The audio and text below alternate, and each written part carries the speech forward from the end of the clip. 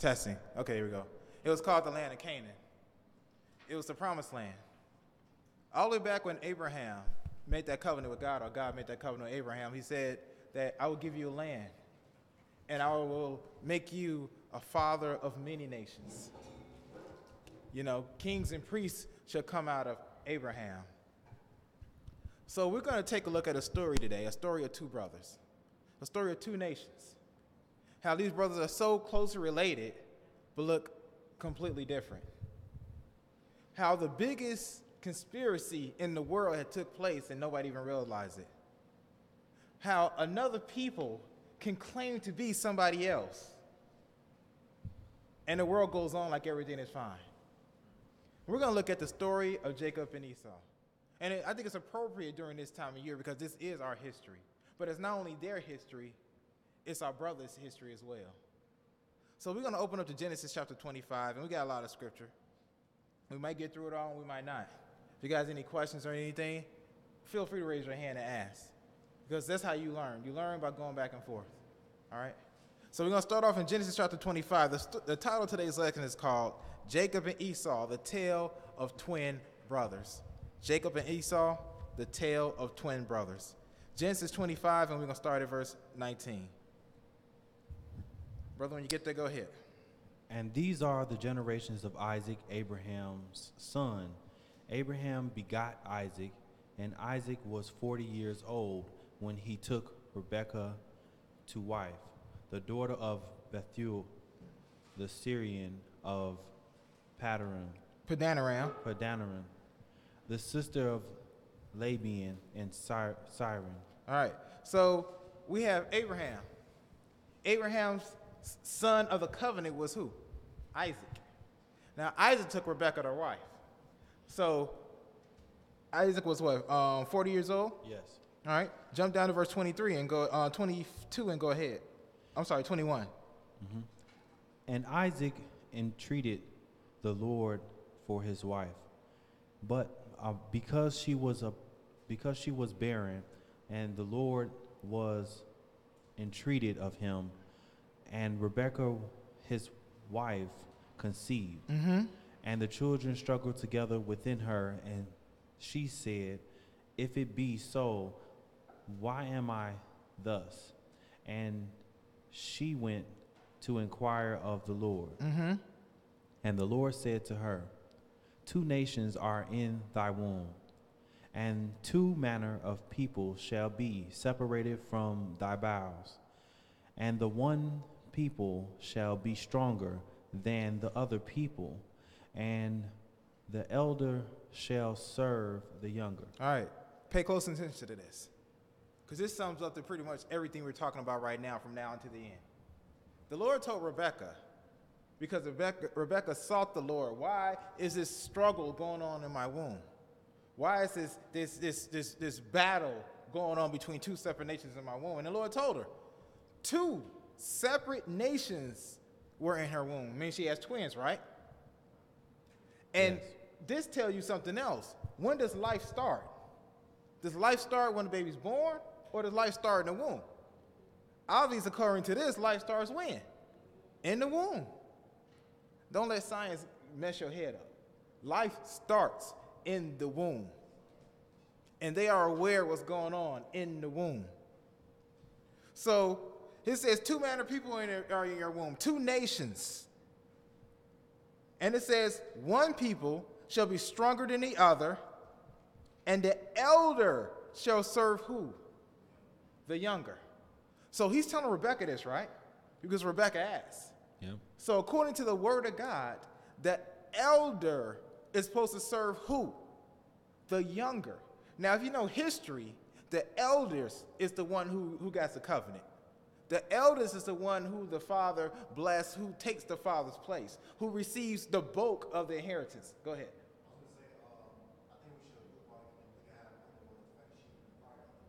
Hmm? Right. Mm-hmm. Right. Exactly.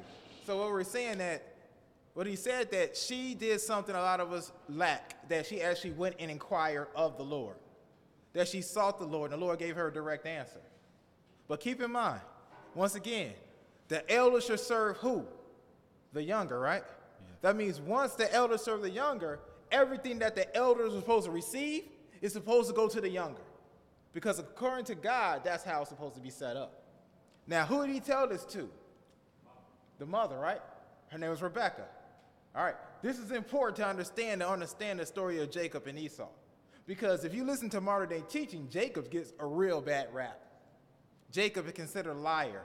Jacob can consider a swindler. Jacob is considered a thief. But if you read the scripture, everything played out how God said it would, how God needed it to. All right? Now, this is very important. This one line changed the course of history all the way down to Revelation. But a lot of us don't know that. So it says, two married people, two nations, the elders shall serve the younger, right? Verse 24. And when her days to be delivered were fulfilled, behold, there were twins in her womb. Mm-hmm. And the first came out red, all over like a hairy garment. And they called his name Esau. All right, so you guys got pens, right? Just make a note. They call his name what? Esau. Esau. How did Esau look? Red all over. Red and hairy, right? It does, and we'll get to it. So he was red and he was hairy. So they had to specify this because it was a different look than the other. What about the other child? Go ahead. And after that came his brother out, mm-hmm. and his hand took hold on Esau's heel, mm-hmm.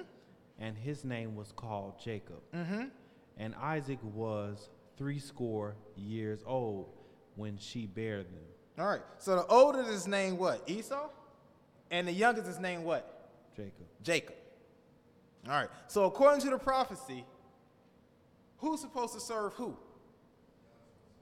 Elder person young. So that means Esau is supposed to serve who? Jacob. All right? So even in the womb, as he came out the womb, Esau came out first, but Jacob was right there. Said, "No, brother, I got you. You ain't getting too far away from me." And they look completely different. You guys got smartphones. You can Google right now twins that are different colors. And you will see several twins. One was black, one was white. One had reddish hair, one looks, black hair. One has blue eyes, and one has one blue eye and one brown eye. Because it's in their DNA. So some people say, well, how can two nations come out of one womb? Or some people might say, well, how can Shem, Ham, and Japheth have all these different nationalities? God can do anything. And what we need to realize is that a white person is just a different shade of dirt. Because we're all dirt, and we all go back to the earth when we die. So skin color is not it. But here, we see that the elders are the younger. We see that Jacob, according to prophecy, is supposed to be served by Esau. 1 second, bro. Just keep it on. We're going to keep going at a lot of scripture. Go ahead. And the boys grew, and Esau was a cunning hunter, mm-hmm. a man of the field, and Jacob was a plain man, dwelling in tents. Uh-huh. So Esau, what was Esau? He's a what? A cunning hunter, right? And his father loved it. That was his oldest son. That was the one who went out and he hunted for the venison. And nowadays he would have probably be the modern athlete. He would have been the best basketball player, number one guard, shooting threes like Curry. Father would have loved it. But what about the youngest? Go ahead. And Isaac loved Esau because he did eat of his venison. Mm-hmm. But Rebekah loved Jacob. Mm-hmm. But Rebekah loved who? Jacob. Right? She loved her baby boy. It was her youngest. It was her only son. Well, her second son, the baby. And I'm pretty sure the father paid a lot more attention to Esau, and she paid a lot more attention to Jacob. So you see the relationship here. But according to the word, the elder's going to serve who? The younger. Esau's supposed to serve who? Jacob. All right, go ahead. And Jacob sawed pottage, and Esau came from the field, and he was faint. And Esau said to Jacob, Feed me, I pray thee, with that same red pottage, for I am faint. Therefore was his name called Edom. All right, so what's another name for Esau? Edom. Edom. Edom, because he loved that red pottage. Go ahead. And Jacob said, Sell me this day thy birthright. And Esau said, Behold, I am at the point to die. And what profit shall this birthright do to me? All right, so what was the deal? He said, sell me your birthright. Why? Because he was the eldest. The eldest received the birthright. The eldest received the bulk of the blessing. But Jacob said, since you're so hungry, and I have these red beans here, if you want some of it, sell me your birthright, and then in turn, you can have these beans. There must have been some 5 beans. Go ahead. And Jacob said, Swear to me this day. And he sware unto him. And he sold his birthright unto Jacob. Then Jacob gave Esau bread and pottage of lentils. And he did eat and drink, and rose up and went his way. Thus Esau despised his birthright. All right. So what's the transaction here? He wanted a bowl of beans, and he said, if you want these bowls of beans, sell me your birthright for these beans. And Esau said, okay. He said, swear to me. Because back then, when you swore, it's not like today. Because today, you have to get a notary. You got to get signed by a lawyer. You got to put it in a contract. You got to put it in writing and all that type of stuff. Back then, if your word said it, it was meant. So he said, swear to me this day. And he swore to him. So now, who does the birthright belongs to? Jacob. The birthright belongs to Jacob. So at this point, technically, Jacob is now the eldest in the eyes of how this should be set up. But of course, it's not going to go that way. Let's see what had to be done in order to get it. Let's go to Genesis 27 and start at verse 1. So we got Esau's name. His name is Esau. Now we know his name is Edom. Jacob at this point in time is still named Jacob. All right? Genesis 27, verse 1. When you get there, go ahead. And it came to pass that when Isaac was old, and his eyes were dim, so that he could not see, he called Esau, his eldest son, and said unto him, My son. And he said unto him, Behold, here I am. And he said, Behold, now I am old. I know not the day of my death. Now therefore I pray thee, thy weapons, thy quiver, and thy bow, and go out to the field, and take me some venison, deer meat, and make me a savory meat, such as I love, and bring it to me, that I may eat, that my soul may be blessed thee before I die. All right. So by right, Esau should have said what? Father, I sold my birthright to Jacob for some beans. Or he didn't have to tell him that because that's kind of embarrassing. Because he either said, Father, I no longer deserve this. I swore to my brother. He's the one that you're supposed to bless. But did Esau do it? Nope. He's doing exactly like his father said. But verse 5, go ahead. And Rebekah heard when Isaac spake unto Esau his son. And Esau went to the field to hunt for venison, and to bring it. Mm-hmm. And Rebekah spake unto Jacob her son, saying, Behold, I heard thy father speak unto Esau thy brother, saying, Bring me venison, and make me savory meat, that I may eat, and bless thee before the Lord before my death. Uh-huh.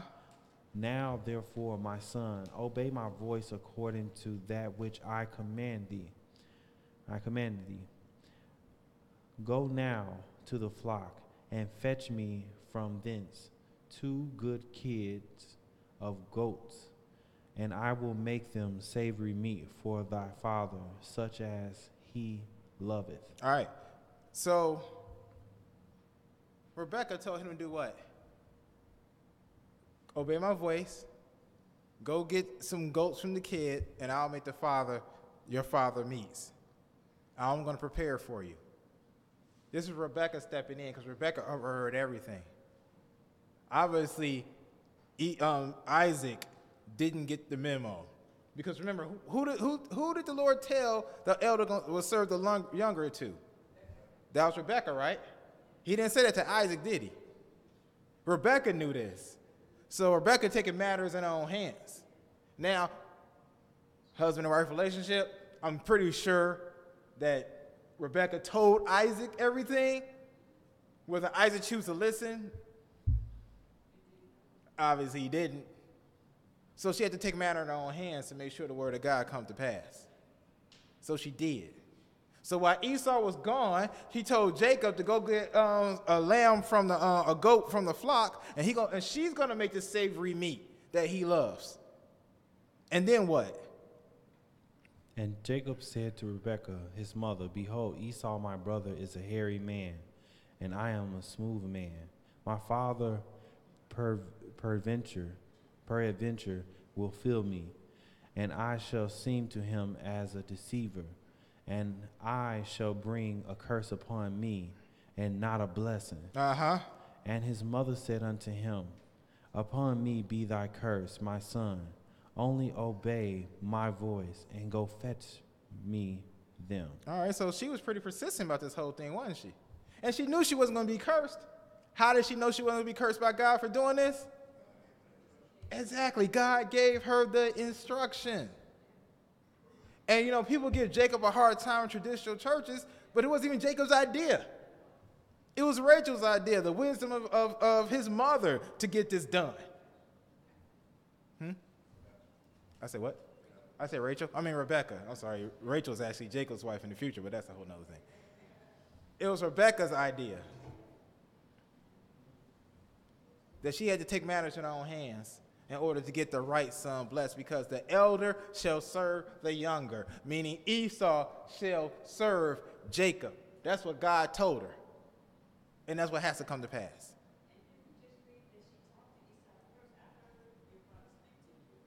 Say that again?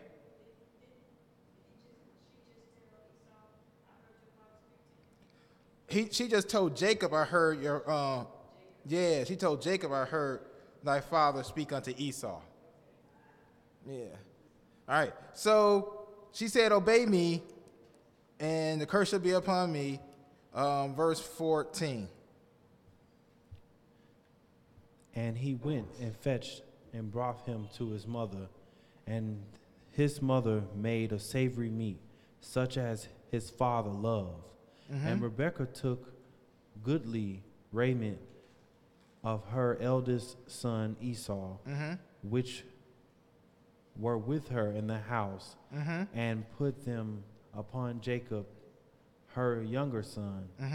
And she put his skins of the kids of the goats upon his hands, and upon the smooth of his neck. And she gave the savory meat and the bread which she had prepared unto the hand of her son Jacob. All right, so she put Esau's clothes on him, and she also put some of the hairs from the goat on Jacob's skin and on the back of his neck. So because remember, Isaac can't see at this time. Isaac is going blind, and he's near death. So that's why she's doing all this. Jump down to verse 30 and go ahead. So he went and he presented everything to him, And it worked. Isaac blessed Jacob with everything that the firstborn supposed to be blessed with. You can read it all on your own. He smelled them, and he smelled the field because he had Esau's clothes on. He felt his skin, and he felt the goat hair, and he felt hairy like Esau, because Esau is what? Red and hairy. Of course, they have the same build because they're what? Twins. Now, their voices are slightly different because Isaac did pick up on that.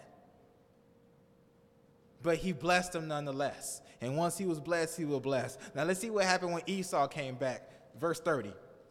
And it came to pass, as soon as Isaac had made an end of blessing Jacob, and Jacob was yet scarce gone out from the presence of Isaac his father, that Esau his brother came in front of his hunting. And he also had made savory meat, and brought it unto his father, and said unto his father, Let my father arise, and eat of his son's venison, that thy soul may bless me. And Isaac his father said unto him, Who art thou? And he said, I am thy son, thy firstborn, Esau. And Isaac trembled very exceedingly, and said, Who? Where is he that hath taken venison and brought it me? And I have eaten of all before thou camest, and have blessed him. Yea, and he shall be blessed. Now you see what happened? Wow. Even though he was deceived, a blessing or a promise or a covenant stood. You can't say, well, I didn't know it was him. It stood. So now who got blessed? The younger, right? Why was it so important that the younger get blessed? Because the elder should serve who? The younger. Because that's what God told Rebekah. And at the last minute, Rebekah, in all her wisdom, had to do the more righteous thing to get the right son blessed. And the Lord allowed it to happen. Now, Esau is not taking this all that well. Esau, at this point, could have said, you blessed the right one, Dad. I sold the blessing. I sold my birthright, because the birthright and the blessing are one and the same. Esau tried to separate it. Esau tried to take the blessing, but not the responsibility. Not the covenant. Not the commitment. He wanted just the good stuff without the covenant. And a lot of these brothers have that same mentality as Esau, because they want the good stuff without the commitment. The Lord don't like that either. So this is what we have to realize, that Esau could have changed all this. He could have changed all this at any time. But he didn't. What did he do? Verse 35. And he said, Thy brother came with subtlety, and hath taken away thy blessing. And he said, It is not he rightly named Jacob, for he hath supplanted me these 2 times, and took away my birthright. And behold, now he hath taken away my blessing. And he said, Hast thou not reserved a blessing for me? Now you see what Esau said? He tricked me twice. He hath taken away my birthright. Now he's taking away my blessing. His father been like, wait, what? Now, we read the witness. Did he trick him the first time? Right. Exactly. He wasn't being dramatic. But it was no trickery there. It was no trickery whatsoever. He gave him a choice. Beans, birthright. No beans, no birthright, no beans. I mean, that's all it was. Right. So how did he trick him? The elder should serve the younger. The Lord called this from the beginning. There was no trickery with Jacob. Jacob did everything that he was supposed to do. His mother gave him the wisdom on how to do it, and God let it happen because the elders to serve the younger. Now, go on to verse 37 and go ahead.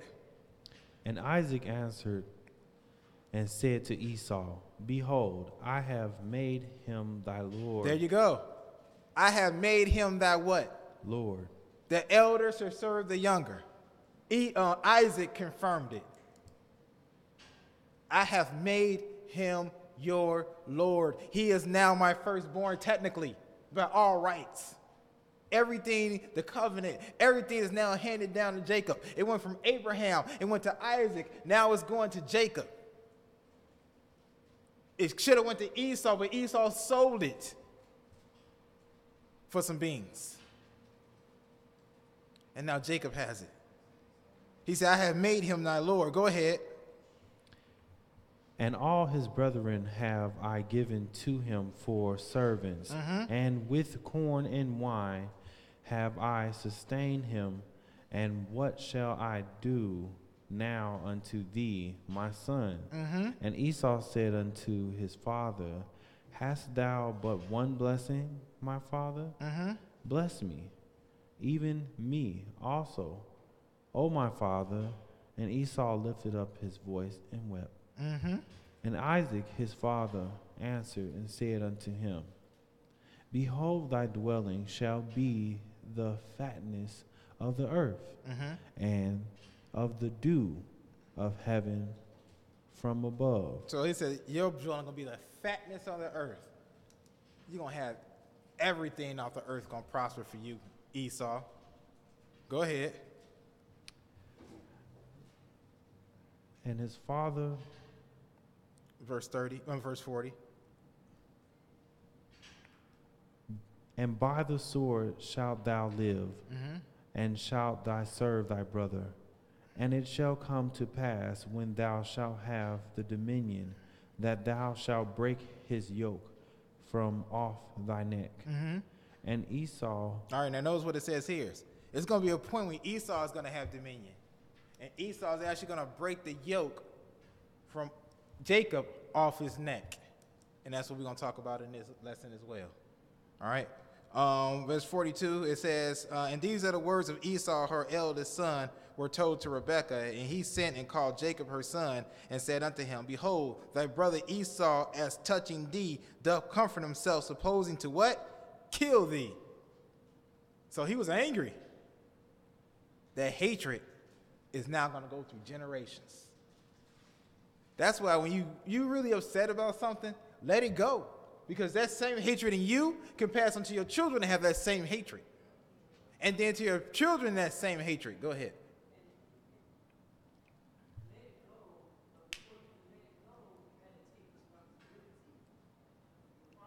Right. Right. Right. Sister Michelle was saying that before you let it go, take responsibility in things that you had to do with the issue. You're right, exactly. It would be easier to let go. Go ahead.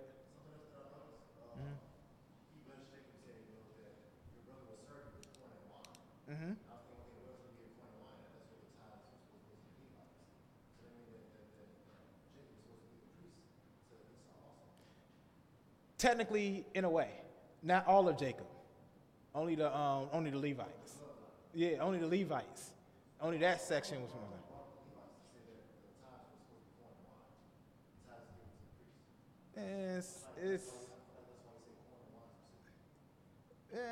Maybe, because it's a lot of things that are a tenth in with the Levitical priesthood.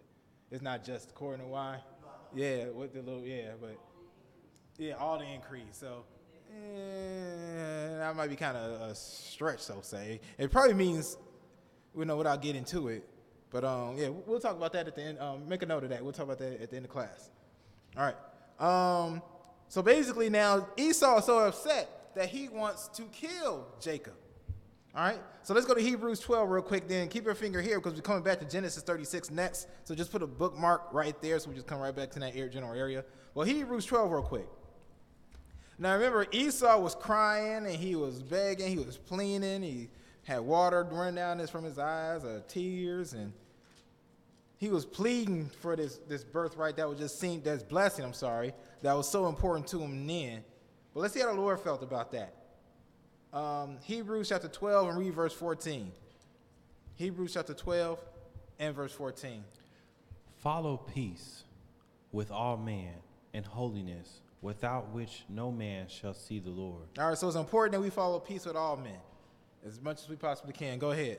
Looking diligently, lest any man fail of the grace of God, lest any root of bitterness spring up trouble you, and hereby many be defiled. Lest there be any fornicator or profane person as Esau, who for one morsel of a meat sold his birthright. All right, so it said one morsel of meat. So he said the Bible called Esau a profane person, disrespectful person, who for one morsel of meat sold his birthright. Verse 17.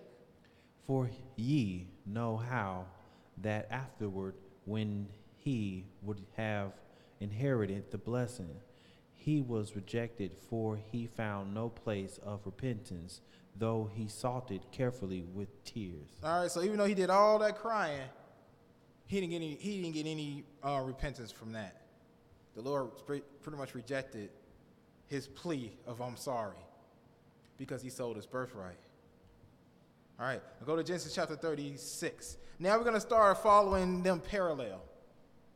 We seen them from birth. We seen them grow up. We seen how Jacob now became the elder, so he inherited the covenant. He inherited the blessing. Now they're going their separate ways. Jacob is going to end up having 12 children, and we know about the 12 tribes of Israel.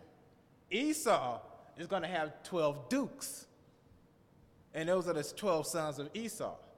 The Lord gave Esau Mount Seir, and that's right, I believe, south of Mount Zion. But they have their own area. They had their own land. And we're going to cover it in the lesson. But when you see Esau, Edom, or Mount Seir, all those are referred to Esau's descendants. All right? So Genesis 36, and we're going to start at verse 6. Now, while Esau's in Mount Seir, Jacob is on his way to Egypt. Because we know Joseph was sold into Egypt right by his 12 brothers. And it was a great famine for 7 years. So they went to go buy food, so he sent them to his own brother. Let's go to Genesis 36, and we're going to start at verse 6. When you get there, go ahead. And Esau took his wives and his sons and his daughters and all the persons of his house and his cattle, and all his beasts, and all his substance, which he had got in the land of Canaan, and went into the country from the face of his brother Jacob. All right, jump down to verse 8. Let's see where he went. Thus dwelt Esau in the Mount Seir. Esau is Edom. All right, so write down Mount Seir. So where did Esau dwell and where? Canaan. Mount Seir. No. Mount Seir is the land of Esau. That's the land of Edom. All right? So Esau left from Jacob and went to Mount Seir. Go ahead and read verse 9. And these are the generations of Esau, the father of the Edomites in Mount Seir. All right, so who's the father of the Edomites? Esau. Now, once again, this is a Semitic people. These are not white people. Unfortunately, our Hebrew brothers try to make all Gentiles or all white people Esau. That is absolutely wrong. Esau is just as Semitic as we are. It's okay to call them Hebrew Edomites. I mean, it is what it is. Hebrew is a descendant of Abraham. You can have a Hebrew Ishmaelite. You can have a Hebrew Israelite, because Hebrew is a descendant of Abraham. It's like we take this title and we run with it and we use it so wrong. Go ahead. Not everybody. Well, Hebrew is the descendant of Abraham because the name of Hebrew started with Abraham. It didn't start with Shem. So that's why I said Hebrew is the descendant of Abraham. But Semitic is the descendant of Shem. If you're Semitic, now people say anti-Semitic. That means you're anti-Shem. We cannot be anti-Semitic because we are Semitic. We're a Semitic people. We're a descendant of Shem. We're not descended from Ham. Ethiopians, Zimbabwe, that's the land of Ham. They're descendant of Ham. That's why they don't like us, to be perfectly honest, because they know they're not us. It's just us who don't have a clue. It's us who's taking on the custom of going back to the motherland, where it's not really even our land. That's Ham's land. Our land is the fictional Middle East, which actually is connected to Africa, but that's a whole other thing because they built a canal. Right, they built a canal and they separated it. It's just a whole bunch of shenanigans. But either way, we're a Semitic people. So we cannot be anti-Semitic. We can't be anti-ourselves. That don't make any sense. But did you have something to say, Sister Michelle? Oh, okay. All right. So Esau dwelled in Mount Seir. Read verse 11 real quick.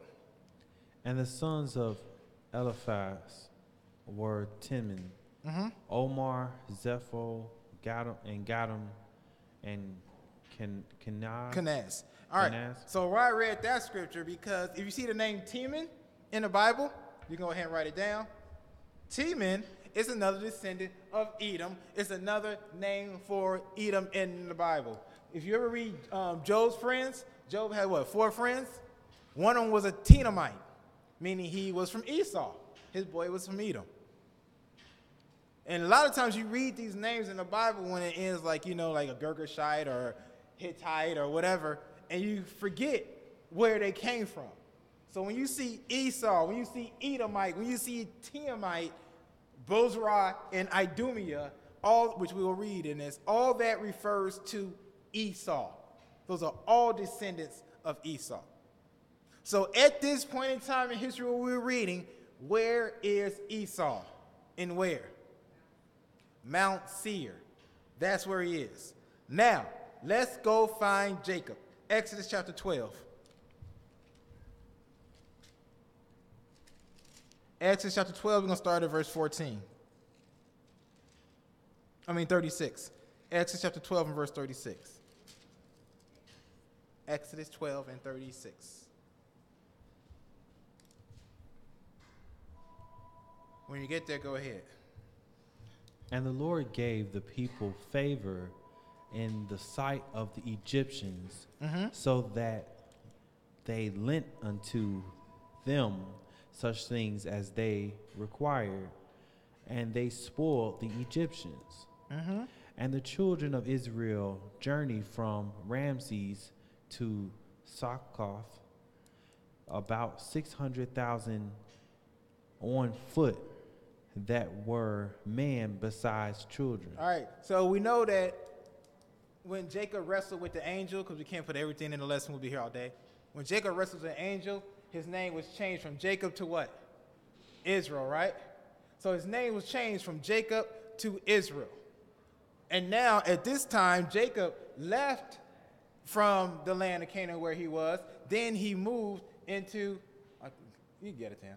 Then he moved into the land of Israel.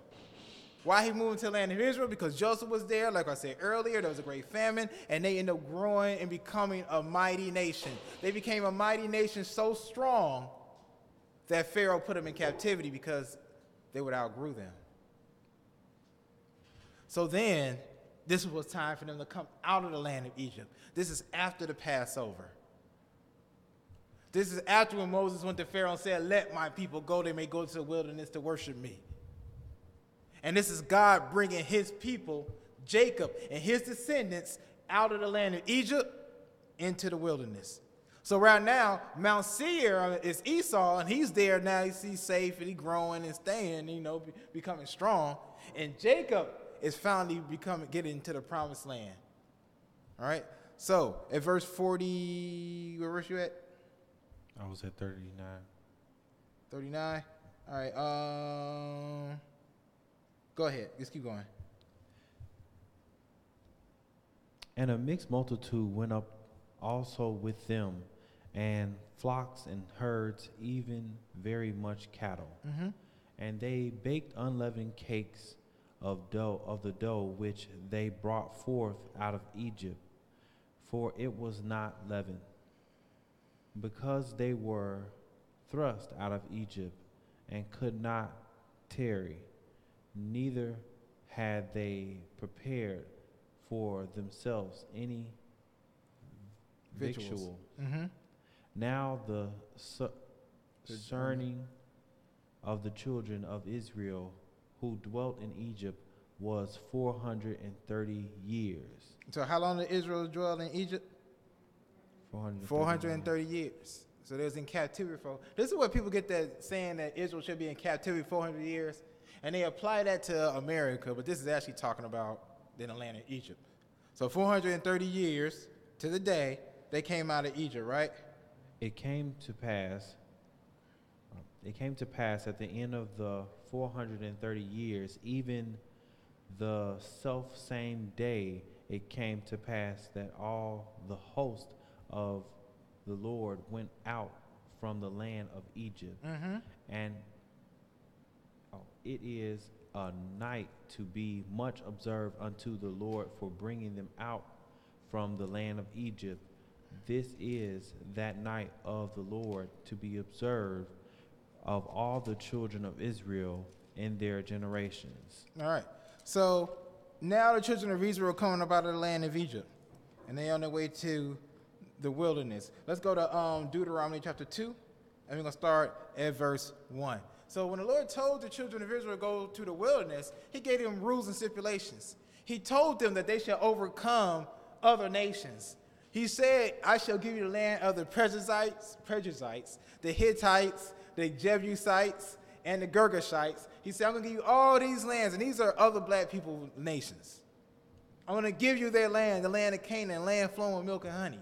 But you're going to come across Mount Seir, who is your brother, and he's going to tell you not to touch their land. Don't take any of those things. Deuteronomy chapter 2, and we're going to start at verse 1. Go ahead. Oh, the Hamites or the Hittites, the Girgashites and the Perizzites and the Jebusites, those are people who are black people or a dark race. Those are the descendants of Ham. So, of course, it's not a black thing. It's a nation thing. It's a tribe thing. We came from Shem, even though we're the same color, but we're not them. So they were in the land of Ham or the land of Canaan, and the Lord removed them because he said it was a precious land, and they was doing all these abominations. So he got them off that land and told us not to do those same abominations they did. And that's when he put them there. So when I'm saying black people, just like Nigerians are black or Ethiopians are dark nations, so are we. But we're not related. Just like a Scottish and an Irishman both have the same skin color, but they're two different nations. To us, they might look the same, but they know who they are. And we might look like Africans, quote unquote Africans to other nations, but we're Israelites. That's who we are. We're not even Jewish. We're Jews. Well, technically, we don't know what tribe we're from, but we are Israelites. All right. So let's go to Deuteronomy 2. And you probably get that plugged in? Now go ahead and take care of it, bro. I got it. So it doesn't reach. All right, so Deuteronomy 2, and we're going to start at verse 1. Deuteronomy 2, verse 1. Said, then we turned and took our journey into the wilderness by the way of the Red Sea. And as the Lord spake unto me, we compassed Mount Seir many days. And the Lord spake unto me, saying, ye have compassed this mount long enough. Turn northward. Verse 4. You got it? Go ahead. And commanded thou people, saying, ye are to pass through the coast of your brethren, the children of Esau, which dwell in Seir. And they shall be afraid of you. Take ye good heed unto yourselves. Therefore, meddle not with them. Mm-hmm. For I will not give you their land. Mm-hmm. no, not so much as a foot breadth, because I have given Mount Seir unto Esau for possession. Mm-hmm. Ye shall buy meat of them for money, that ye may eat, and ye shall also buy water of them for money, that ye may drink. All right. So what the Lord say? Go ahead and read verse 7. For the Lord thy God hath blessed thee in all the works of thy hand. He knoweth thy walking through his great wilderness. These 40 years the Lord thy God hath been with thee. Thou hast lacked nothing. All right. So what was the rules when it came to Mount Seir? And who was Mount Seir? Esau, Edom, Idumea, Teman, Bozrah, whatever he may be called. But either way, the Lord said that land is given unto him. Don't touch any of their stuff. You're not going to inherit that land. As a matter of fact, if you want any food out that land, any water out that land, we're supposed to do what? Buy it with money. Right, purchase it. Exactly. That was the rules. Mount Seir was off limits because it was given to Esau. So at this time in history, Esau is in Mount Seir. Jacob is still in the wilderness.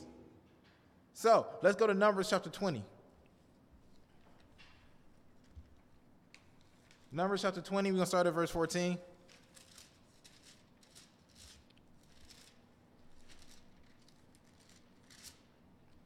Numbers chapter 20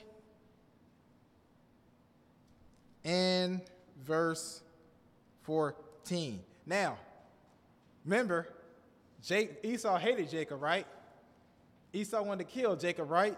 Now, you think after 400 and something years, because 430 years passed, we know that for a fact, that bygones will be bygones, grudges will be gone. They're like, oh, what's up, bro? What you doing, man? Y'all need some help, man? Let me get with the king. Hey, king, let me get some people to help us get across this wilderness. And Esau was like, yeah, we brothers, man. Come on, man. We family. What's up? Yeah, that didn't happen. Let's see how long this hatred went on. Numbers chapter 20, and we're going to start at verse 14. When you get there, go ahead. And Moses sent messengers from Kadesh unto the king of Edom. Thus said thy brother Israel, thou knowest all thy travail, and that hath befallen us. Mm-hmm. How our fathers went down into Egypt, and we have dwelt in Egypt a long time, and the Egyptians vexed us and our fathers. And when we cried unto the Lord, he heard our voice and sent an angel, and hath brought us forth out of Egypt. And behold, we are in Kadesh, a city in the uttermost of thy border. Let us pass, I pray thee, through thy country. We will not pass through the fields or through the vineyards, neither will we drink of the water of the wells. We will go by the king's highway. We will not turn unto the right hand nor to the left until we have passed thy borders. All right, that sounds like a reasonable request, don't you think? I mean, seriously. Hey, why don't you let us pass? Let us go ahead and go through. We won't touch anything. We just want to pass by. We'll go through the king's highway. We don't want any of your things. We don't want any of your land. We don't want your water. And if anybody does, what he says is going to happen? We'll read verse 18. Go ahead. And Edom said unto him, Thou shalt not pass by me, lest I come out against thee with the sword. All right, so what did Edom say? He said, thou shalt not pass by thee. He said, if you pass by me, I will come at you with what? Sword. A sword. He mean business, don't he? Why can't he just pass through? Because that hatred dwells. 430 years later, that hatred is still there. Verse 19. And the children of Israel said unto him, We will go by the highway, and if I and my cattle drink of thy water, then I will pay for it. I will only, without doing anything else, go through on my feet. And he said, thou shalt not go through. And Edom came out against him with much people and with a strong hand. Thus Edom refused to give Israel passage through his border, wherefore Israel turned away from him. All right. So you see what happened?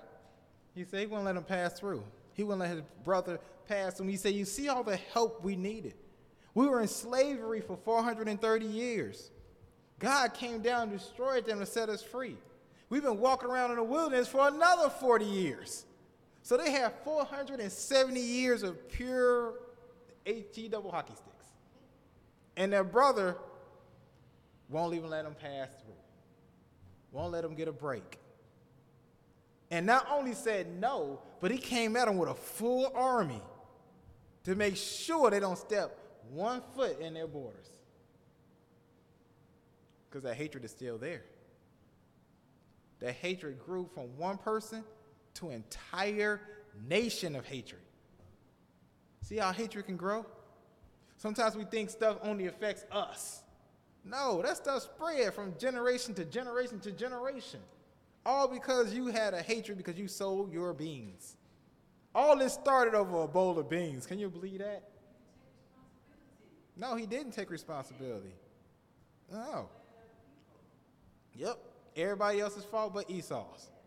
And unto this day is everybody else's fault but Esau's. Let's go to let's go to 2 Chronicles chapter 20. All right. So now in 2 Chronicles, Israel finally made it to the promised land. They've been there for many years at this time. So they finally made it to the promised land. They're prosperous. They're doing well. They got the temple built. Everything's going good. But let's see what's still going to happen. 2 Chronicles chapter 20. Don't start yet. 2 Chronicles chapter 20. And let's just take a look of what's going on. Has things changed? Even after the fact that Esau is in his land, has his own country, governing his own people, and Israel is finally in the promised land, have their own people, governing their own country, everybody should be satisfied. Everybody should be good. But let's see if that hatred is still dwelling inside of them. Let's go to 2 Chronicles chapter 20. We're going to read verse 1, then we're going to jump around. When you get there, go ahead. And it came to pass after this also that the children of Moab and the children of Ammon, and with them other besides the Ammonites, came against Jehoshaphat to battle. All right. So now we see Jehoshaphat is going to war, right? He's going to war with Lot's children, because these are Lot's children. Moab and Ammon, those are Lot's descendants. So he's going to war with them. And now, let's see what happened. Jump down to verse 8 and go ahead.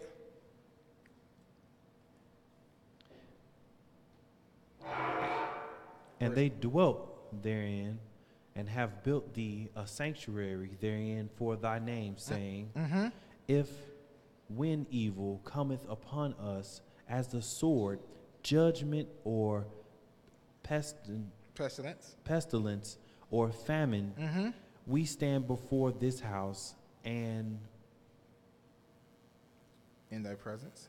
In thy presence, for thy name is in this house, and cry unto thee in our affliction, when thou wilt hear and help. All right, so this is Jehoshaphat praying in the temple unto God because he was sorely distressed. The whole Judah was all surrounded by Ammon and by Moab. And somebody else is leading the way. Let's see who's leading the way. Verse 10. Now behold, the children of Ammon and Moab and Mount Seir, whom thou wouldest not let Israel invade, when they came out of the land of Egypt, but they turned from them and destroyed them not. Behold, I say, how they reward us to come to cast us out of thy possessions, which thou hast given us to inherit. All right, so why are they attacking Israel? They're trying to cast them out of their possessions. The things that Israel inherited, the blessing, the covenant. Moab, Ammon, and who's the ringleader? Mount Seir.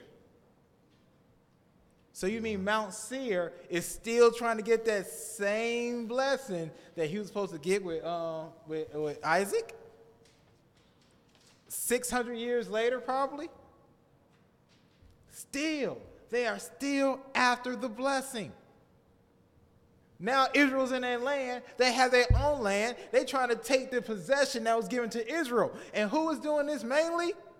Mount Seir. And who is Mount Seir? Esau.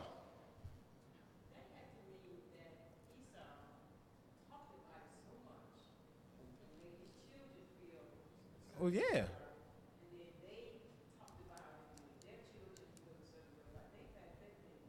You know what? And the same thing Dominoes. The same thing happens with black folks and white folks too. It's that we see it. We see it how we'll have, an older white person who don't like black people. They tell their kids until it comes to a generation that says this is enough. But that generation might not be no time soon. The Gentiles or their hatred for us, they'll tell their grandchildren. They'll tell their children. And they might not only sit them and tell them that, but they'll tell them through a lot of subtlety. You see, they see a black person walk past, they may say something like, look at that person. It's noon. How come they ain't working? Make little things like that. And the kid looking like, wow, black people lazy. And it grows up and it's in them and it's coded into them and programmed into them. Then they share it with their children. Same thing with Esau in this situation. The exact same thing. 40 years, then on and on and on, and the hatred is still there, and they're still trying to take that possession because in their mind, they believe that the possession of Israel is actually whose? Theirs. They think Jacob stole it from them. He never told his children that he sold his birthright. No. That part always get left off. So you see here now, Jehoshaphat is praying to God that he takes this evil away from them. So we see Moab. Keep this in mind. Keep Moab in mind too because they come up later. Moab, Ammon, and now we see Mount Seir. Let's go to Psalms 83. Now, this is the time of David when David is writing this. Now, David was before Jehoshaphat, but in the Psalms, David wrote the Psalms. But David wrote something that should make you think. Because during the time of David, pretty much he was at peace for the most part. Only people he had to deal with was the Philistines, and he kept them in check worldly. David was a killer. David was a soldier. David was a warrior. Nobody messed with David. David had everything under control. When he gave the kingdom to Solomon, I think that was the height of our kingdom when Solomon. Everything was great. When we talk about we came from kings, Solomon was your king. David was your king. And many of the great kings of Israel, mighty kings. We came up with inventions that other nations didn't have. And it's all recorded in the Chronicles and the Kings. We had catapults. We have all these different things that other nations only wish they had because the Lord blessed us with so much wisdom and strength. We were powerful. We were self-sufficient. People came to us for wisdom. Can you imagine that? They traveled around the world to hear what we had to say. Why? Because our wisdom was here. We need to understand the full potential of this book. It's good to make you feel all good and bubbly inside, but you're not using the full potential of this book. It's so much stuff in here that we can be a better people if we just took heed of instead of saying we don't have to do none of this stuff. But here in Psalms 83, we saw that it was Moab. We saw and Mount Seir came up against Jehoshaphat to take the possessions. Let's see what David said here when he was all at peace. Psalms 83, and we're going to start at verse 1. When you get there, go ahead. Keep not thou silence, O God. Hold not thy peace, and be not still, O God. Mm-hmm. For lo, thine enemies make a tumult. Mm-hmm. And they that hate thee have lifted up the head. Mm-hmm. They that have taken crafty counsel against thy people and consulted against thy hidden ones. Mm-hmm. They have said, come, and let us cut them off from being a nation, that the name of Israel may be no more in remembrance. All right, now look what these people have said. These people are taking crafty counsel against the Lord's hidden ones. How hidden are we? Walk around in plain sight but have no identity who we are. So hidden. Hidden from ourselves, hidden from everybody else. But they have taken crafty counsel against thy hidden ones and said, let us cut them off from being a nation. Are we a nation, really? No. We don't have any idea where we come from. We still are described as proverbs and adjectives: black, Negro, colored, African American, two different countries merged into one. Well, a continent and a country, I'm sorry. A continent and a country. That's what we are. And it said that the name of Israel be no more where? In our remembrance. Who of us remembers that we're Israel besides those who already knew as a whole? None of us. Our people have no idea that we are Israel because the name has been wiped away from our heads. It's been beat out of us. Our names were changed at the docks before the Middle Passage. We weren't called Kunta Kinte anymore, even though we probably weren't called that at all, but still, we weren't called that anymore. We was called Toby, and we got beat until our name was changed. Thus, our heritage, our culture, everything about us was being slowly removed that the name of Israel be no more in our remembrance. And these are facts. Am I lying? People want to think that this Bible ain't real? Yeah, right. We are a testimony that this Bible is real. Our history, our testimony that God told us to end from the beginning. But we choose to ignore it because this type of stuff don't make us feel good. This type of stuff say, oh, why would God do something like that? And God gonna tell us why he did it. But this is what happened.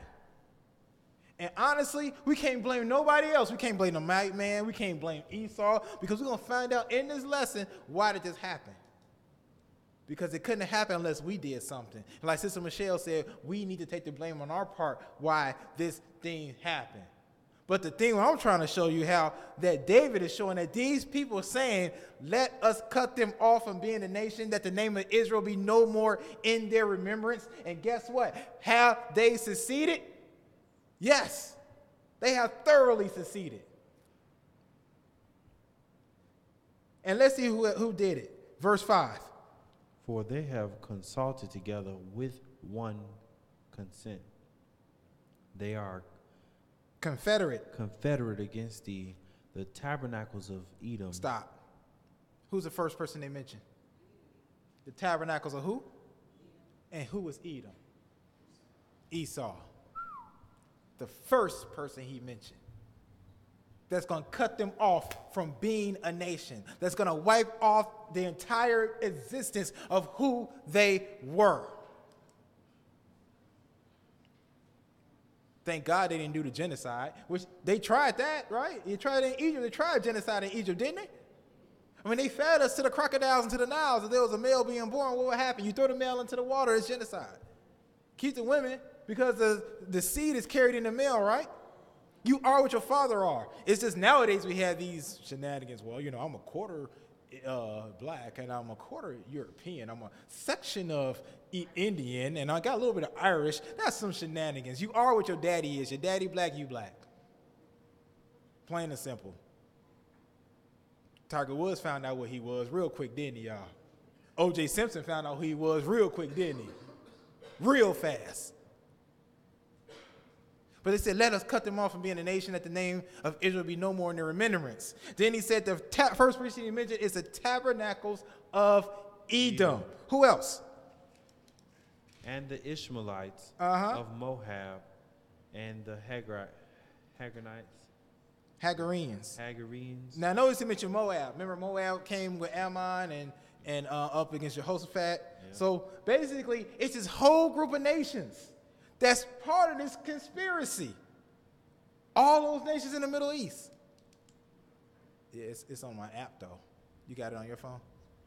Can you just do it from your phone? Oh. Well, you got to take my card and put a... I'm sorry, y'all. You got to take my card and put a tag in the window then. Do it that way. All right. Go ahead.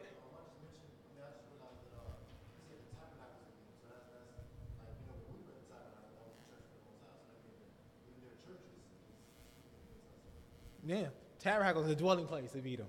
Everything about them is trying to is trying to wipe out our remembrance. All right? So, notice who else it mentioned. It mentioned Ishmael, right? Ishmaelites. You guys know who Ishmael is, right? Ishmael was Abraham's first son.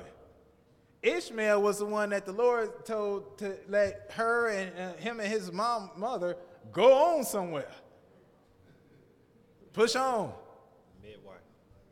Now, Ishmael is in this because Ishmael thinks it should be his. Why? Because he's a descendant of who? Abraham. And Ishmael is over in that land right now throwing rocks at Esau. And I'll get to that. That's why I'm kind of jumping ahead. But over there throwing rocks at Esau. Because they feel they have as much claim to that land as Esau do, because neither one of them deserve it. Because those Palestinians, that's Ishmael. And they cold with it too. They don't care what they got. Bricks. You come with a tank, we got a brick, and we will fight you. We will blow ourselves up.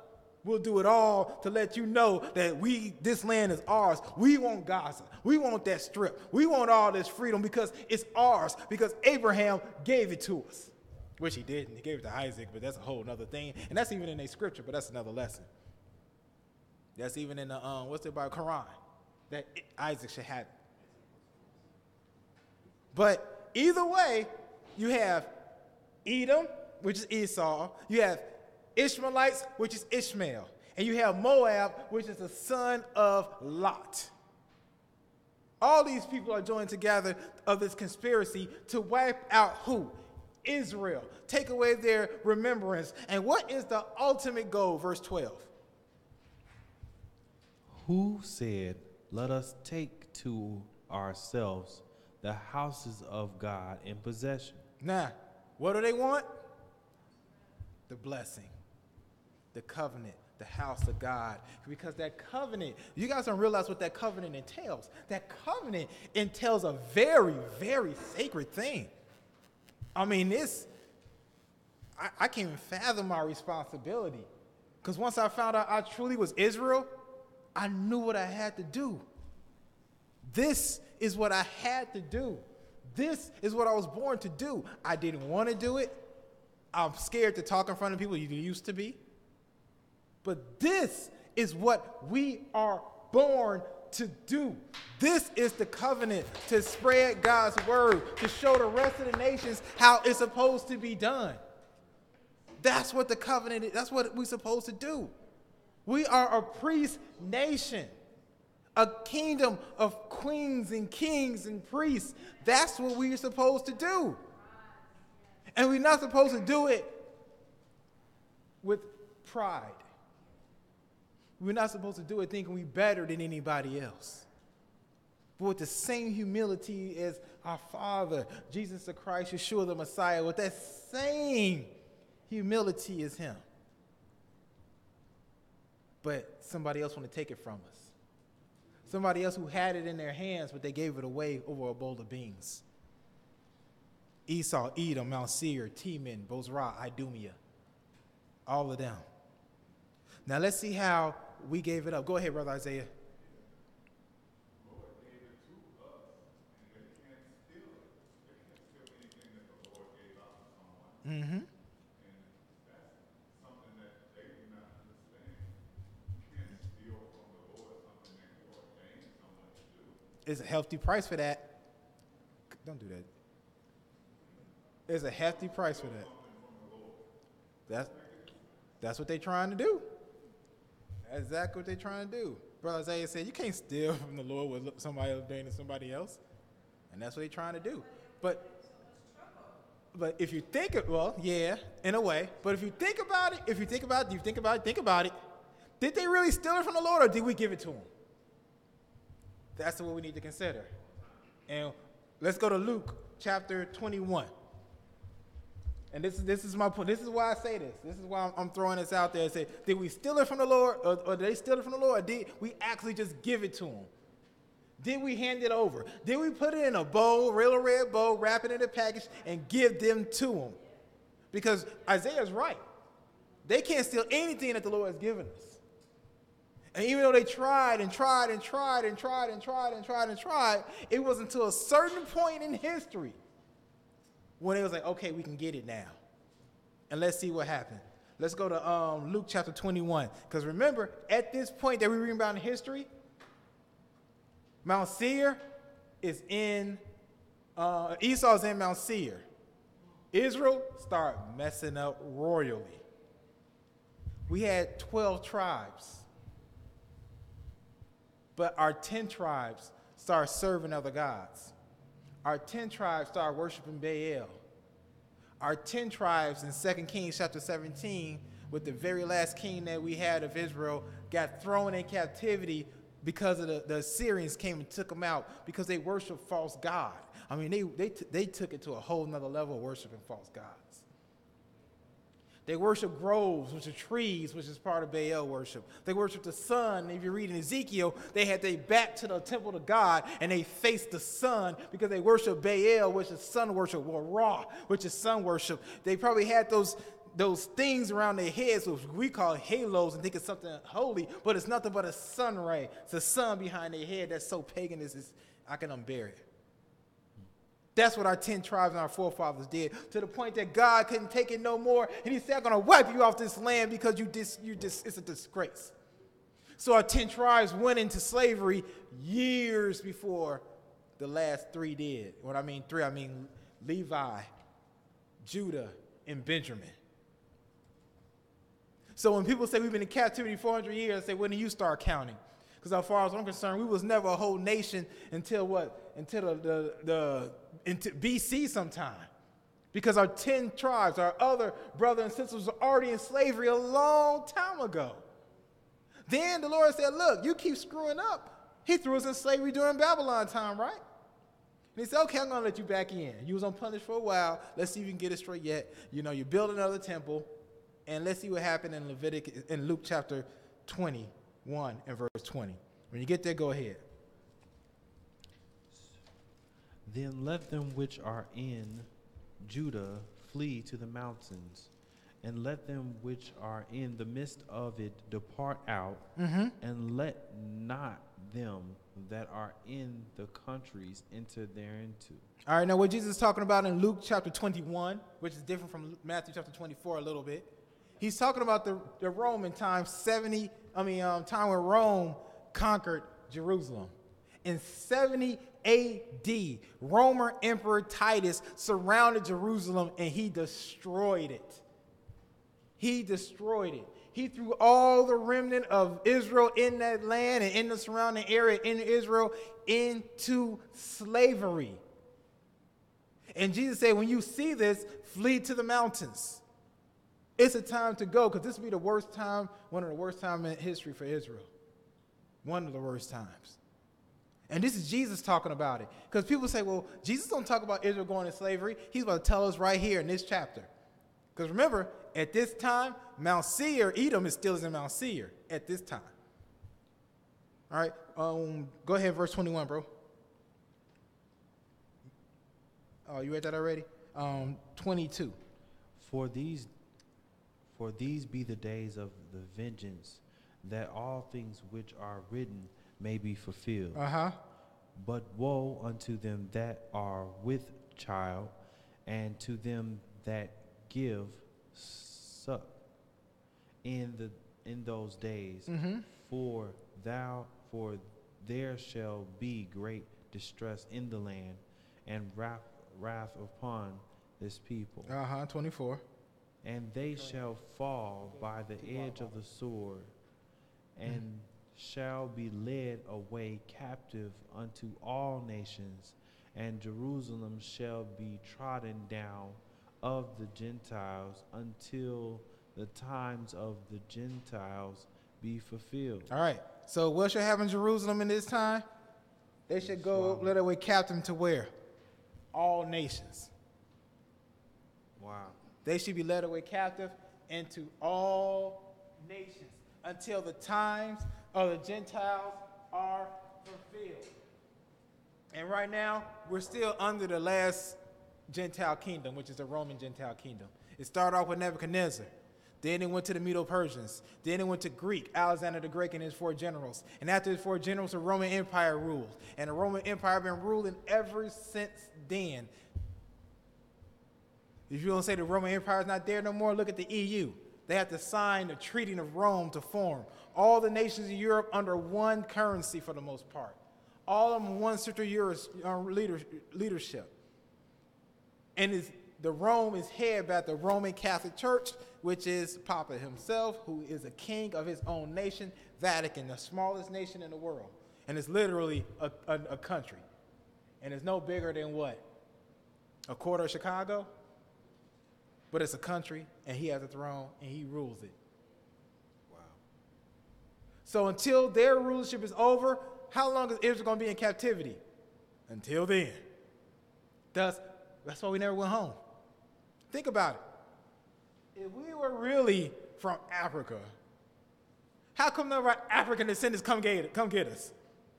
How come no one say, hey, let's give my people back? How come they didn't win a war to fight for us? Think about it. When Pearl Harbor hits, when Hiroshima was bombed, when during World War II, United States put all the Japanese in pretty much camps until the war was over. Japan said, look, let my people go. Give it back to us. Matter of fact, give us compensation for doing that type of bomb on us. And we've been apologizing ever since. Who come and get us? Who? Nobody, yeah? Y'all get a memo? Did I miss it? Maybe I'm the one who didn't get the memo. Maybe they want to lead Devin but get everybody else. Jesus. Seriously.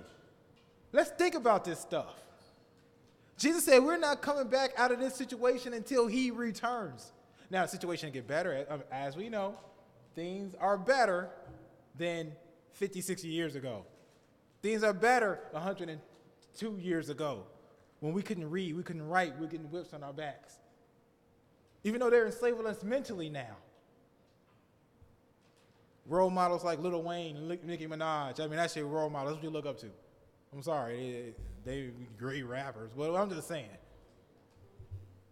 We don't have the role models we used to. We don't have the role models they had in the, like Marcus Garvey, Martin Luther King, even Malcolm X, even though he was a different religion, but at least he lifted us up and tried to get us to change and do something to better ourselves. But no, we just smoke weed and drive half naked and shake our butt all day. I mean, that sums it up. And buy expensive gym shoes. Wow. Forgot, gotta get that in there too. I'm just saying, that sums us up. Now that, we got a small portion, I can never cast any blankets, but us as a whole. So that's where we are. So it says that, he said, we shall be in captivity until when?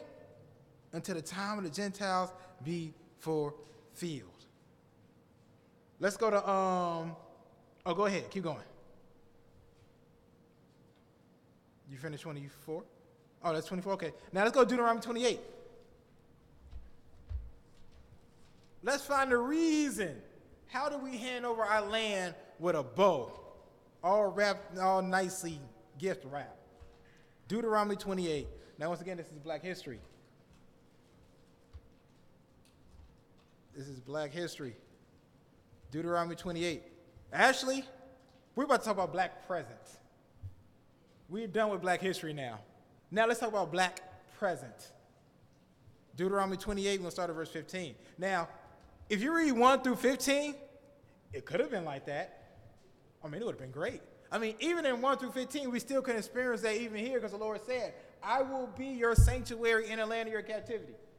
Meaning, you can prosper in this land. Serve me. That's what he asked.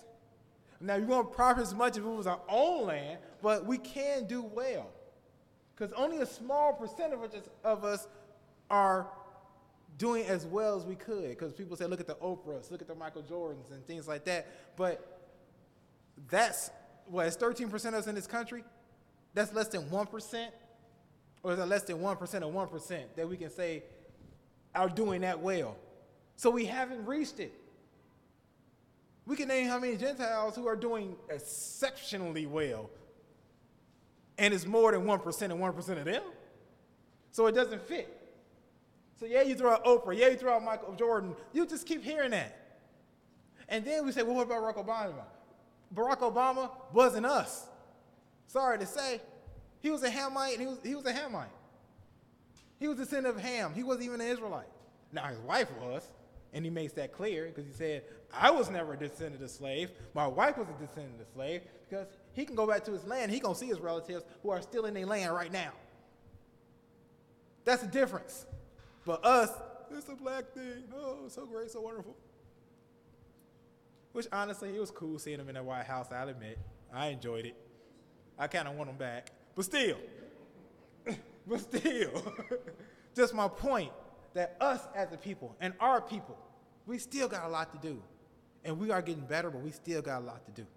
All right, let's go to Deuteronomy 28. Let's take a look at Black present. Deuteronomy 28 and start at verse 15. But it shall come to pass, if thou wilt not hearken unto the voice of the Lord thy God, to observe to do all his commandments and his statutes, which I command thee this day, that all these curses shall come upon thee and overtake thee. All right, so God said, if you observe to do all these commandments, or you do not do all these commandments, all these curses shall overtake you. Go ahead. Curses shall thou be in the city, and curses shall thou be in the field. Question. Curses. When we first got here, where did we go? To the fields, right? Yep. Unless you was light-skinned, did it? Then you was in the house. But you was enslaved, no doubt. Either way. But we started off in the field, and we was cursing that field. Sun up to sundown. 5 o'clock in the morning, probably to 9 o'clock at night. We didn't start working till the sun went down. With barely any ration, barely any clothes, barely any water. With somebody sitting on a horse and a hat beating the mess out of us in the back if we didn't work fast enough. Is that our history? Can anybody else in the world say they have that exact same history? Not like us. Whether it was cotton, whether it was tobacco. In my house, we have this little plaque, and it has some cotton. What is like a little cotton stem? I look at that every time I walk out the door. It gives me a remember what a long way it came, made me appreciate where we are, how far we come, and not take what I have for granted. To own property, to even own a car, to even read Jacob and Esau, the tale of twin brothers, even that is a privilege that we have to earn. Even to vote for a president who would make our lives just hopefully this much better. Say it again. They do. We don't have that privilege like everybody else that is just there. But I'm just saying, be thankful for what you have right now. But understand this, don't get complacent and think that you reached the mountaintop, because as far as our mountaintop is in Zion, there's no mountaintop we can read in their country because it ain't ours. So he says, curse shall be, what's the next one? He said, curse shall be in the city and curse shall be in the field. Where are we at in the majority? Where and what? The city, right? Yeah. And how do sections of our city look?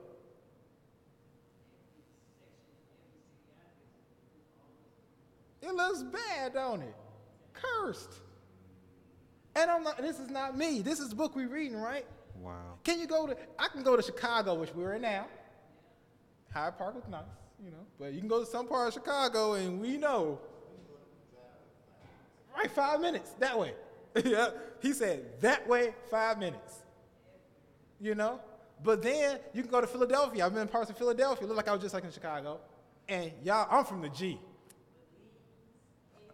I'm from the G. Y'all know what the G is, right? I'm from Gary. That whole city looks. I can come to part of Chicago, think I'm 2 blocks away from where I grew up.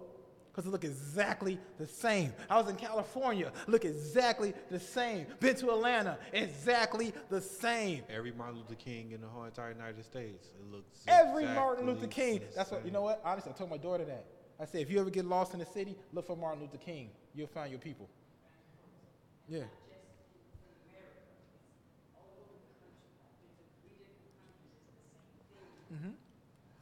Wow. And that's what I'm saying. We shouldn't get tunnel vision and think this is just an America type thing, because we get that way. This is worldwide. He said, because you don't listen to our commandments, curse you be in the city and curse you be in the field. Verse 17. Curse shall be in thy basket and thy store. Now, look at our businesses. They don't prosper like everybody else's. And by the grace of God, Brother Rico is doing excellent because God is with him. God tell you, I will be a sanctuary. He shuts Literally. down on the Sabbath. Yes, the Lord's going to bless him because that's crazy. I asked him how much money he lose on the Sabbath. He said about what? I think he said he gone now, but I think he took like $4,000 or something like that. Can you imagine? But he does it. And that's why he's being blessed so well, because he's keeping the commandments. And he's not doing it for this reason. That's the thing. He is not doing it for this reason. He's doing it because he's supposed to, because he's a servant of God. And he's looking for something greater than this, because, this is just something to do because he's on this earth. But the ultimate thing is getting into the kingdom. That's faith. But look at our other businesses. Let's take a look at them. They're not prospering a lot. They're not prospering like everybody else's as a whole.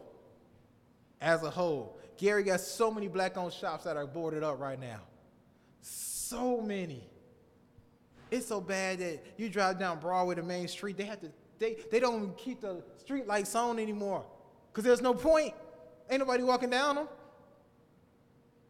They replace stop lights with stop signs because nobody drives down them like that anymore. Black-owned business. It was pretty much black city, almost shut down. Countless abandoned houses, countless devastation. Because curse you be in the city, curse you be in the field because you didn't keep his commandments. Jump down to verse 25. Go ahead. The Lord shall cause thee to be smitten before thine enemies. Thou shalt go out one way against them, and flee 7 ways before them.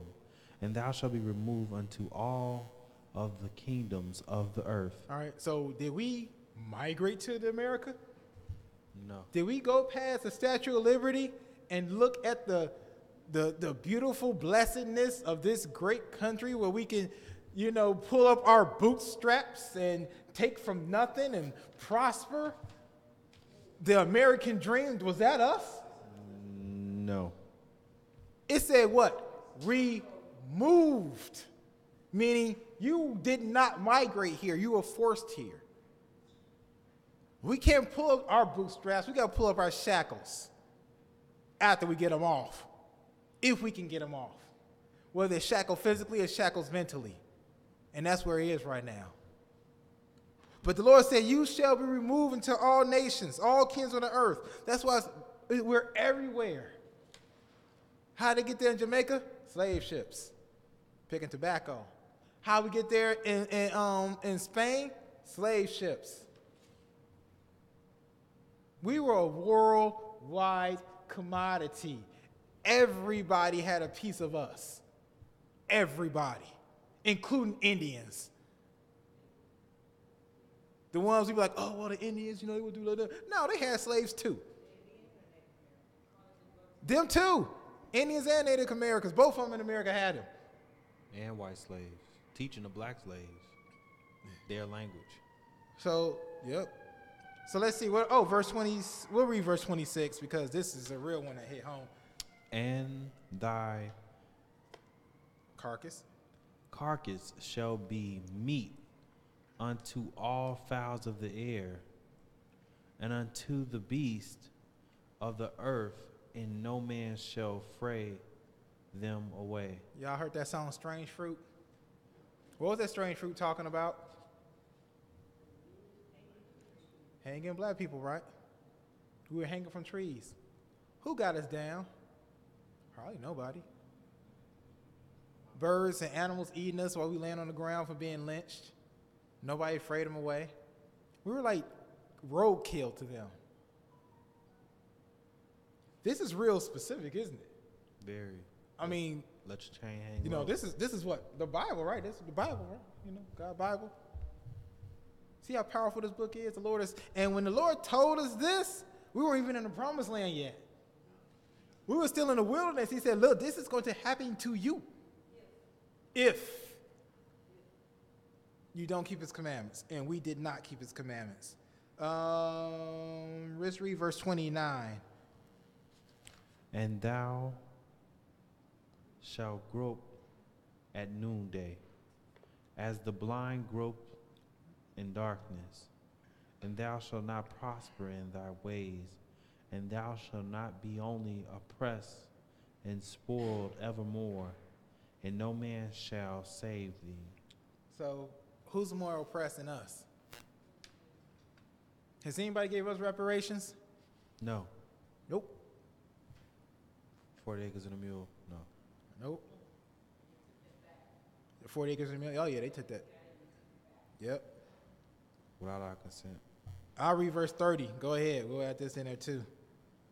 Thou shalt broth a wife, and another man shall lie with her. Mm-hmm. Thou shalt build an house, and thou shalt not dwell therein. Thou shalt plant a vineyard, and thou shalt not gather the grapes thereof. All right. So has that happened? When Master had that urge, he went into the house, and even though you were married, didn't matter. How many houses were built? Heck, we built the White House. Do we dwell in there? Nope. All this stuff happened. So we planted vineyards. We gathered the grapes, but it wasn't for us. We picked cotton. We gathered the produce, but it wasn't for us. We picked tobacco. We gathered all the fruit of the tobacco, but it wasn't for us. All these things that happened. In verse 32, go ahead.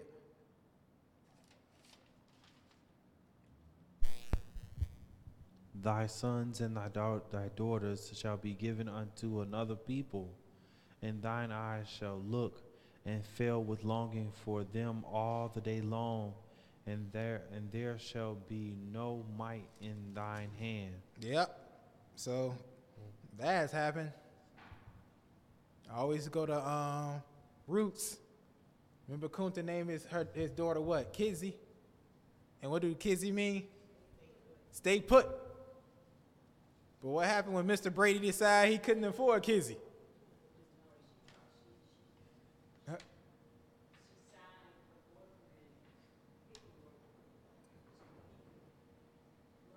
So he can run.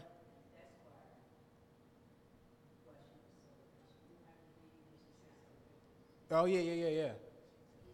Kizzy was sold. Yeah, she didn't learn, or she did. She learned how to read. Matter of fact, his daughter taught her how to read. Yep, but she was sold regardless. She was sold. Kizzy couldn't stay put. Mr. Brady had to get rid of her. It was Mr. Brady. So hey, it is what it is. That's history. That is history. Read verse 37.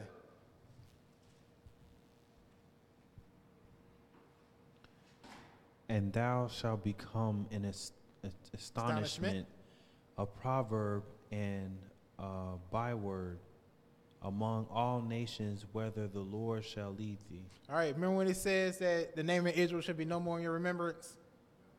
The Lord is telling this was going to happen. A proverb and a byword was a stricter term.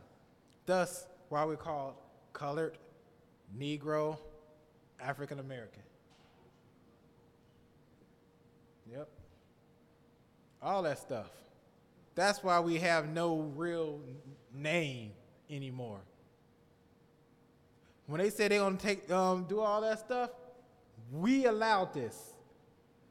That's why I say we gave all this stuff to them. We put it in the boat. We gave them the covenant. We gave them the promised land. We gave them to them because of disobedience. And because of disobedience, this is what the Lord said will happen. And it's not really, people say, well, why did the Lord do this to us? You did it. Once again, blaming somebody else. You did it by not honoring the Sabbath day, by fornication, by lying, by stealing, by doing all the other things against God's commandments. We allowed this. And this is the fruit of our actions. This is what we reaped. All these things by not being obedient.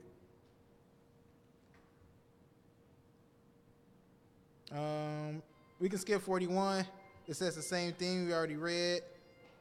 It's something I want. I hope I left it in here. You know what? Go to 54. Read that right there. Y'all want to know why a lot of dads skip town? Read 54.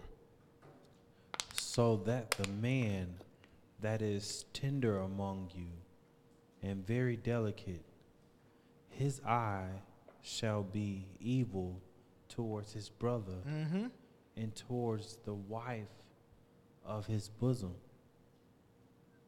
and toward the remnant of his child, which he shall leave. Children. Which he shall what? Which he shall leave. Don't we have that issue now in the black community? Remember, this is the fruit of disobedience. This is what happens of disobedience to God. And you know for a fact that we have more churches than any people in this world, right? We're not doing it right, plain and simple. Some things we cannot cover up. Some things we can't just say, oh, we all serving the Lord together and let it be and sing kumbaya. God doesn't like that. It may sound good, it may be good in theory, but if you're not doing it right, He's going to show you some stuff that you need to do to get right. It is what it is. Sometimes you got to be straightforward if we're going to get this thing better. Because look what we just read. Is this a problem in the black community? A real problem. A major problem. The household is destroyed. Every family in it is just dysfunctional as all get out. It is what it is. We got a lot to do. We got a lot of work. I mean, it's a struggle. We trying. But with God and doing it right and praying and fasting and actually sacrificing your faith for the right thing, things can change because God can do that and God will do that. But we have to do it. It's up to us to take that step. So it says that the man that is tender among you and very delicate, his eyes shall be evil towards his brother and towards the wife of his bosom and towards the remnant of his children, which he shall what? Leave. And that's a problem in our communities. But it's written here in the Holy Scripture that we hold so dear, we claim to believe. But we need to get it from the back of our cars and off our dashboard and open it up and actually start doing it.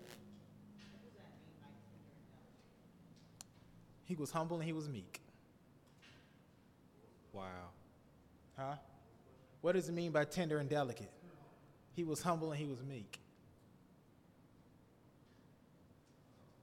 Wow, that's just deep.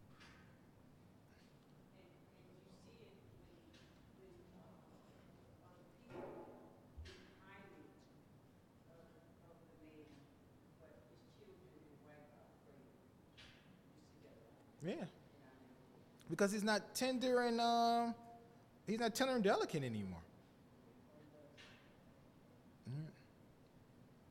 But then again, just to be fair, just read verse 56. Yes.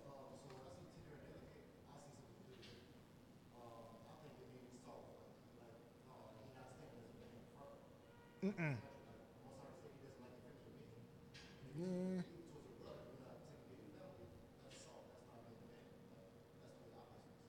No, this actually means humble and meek for other scriptures. So it's not saying that now, he does talk about effeminate and stuff like that, but this one he's just saying that the Lord, see, when the Lord considered what strong men are is not what we consider what strong men are. That's what I'm saying, even mentally. Because humility starts here. Because you can have the strength of Samson and still be tender and meek, or tender and humble. Huh? Mm-hmm. Mm-hmm. Yeah. Yeah, but you're exactly right. But when you're saying, right here it says that the man that is tender among you and very delicate, his eye shall be evil towards his brother.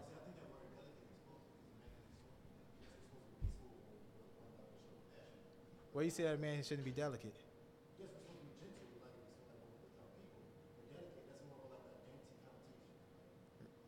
Huh, let's look it up. Can you see what the? Uh, oh, like weak-minded?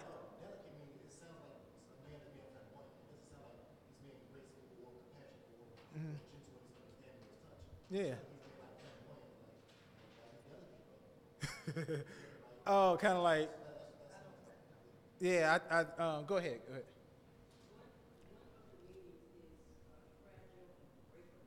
Okay.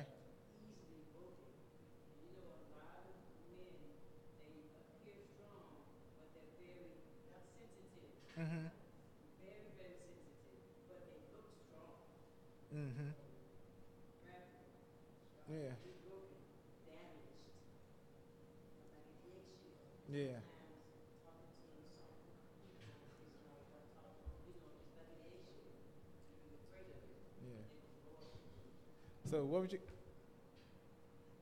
She said, "No, I want to hear what you were saying. Go ahead." Yeah. Huh? Mm-hmm.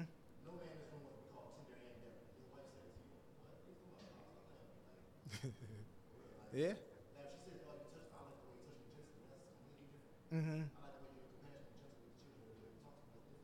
But you saying it don't show that he was saying that he doesn't show him like a strength. Yeah. I got you. Well, yeah, like what you said, the literal definition, like not the connotation. I would feel like it actually means like actual definition is that it's easily broken. So Yeah. I think that's in the I think that's what I think like thought when you were yeah, that's what he was saying. Yeah. easily slayed, easily Yeah. turned.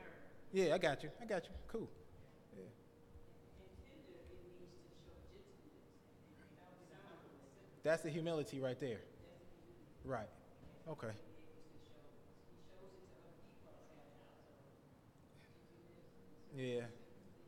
So once and you know what, and then matter of fact, that might be a discussion. That might be a discussion on Friday nights. I'm getting off subject about the what toxic masculinity, but we'll deal with that later. So let's go to verse 64. Let's get back into the lesson.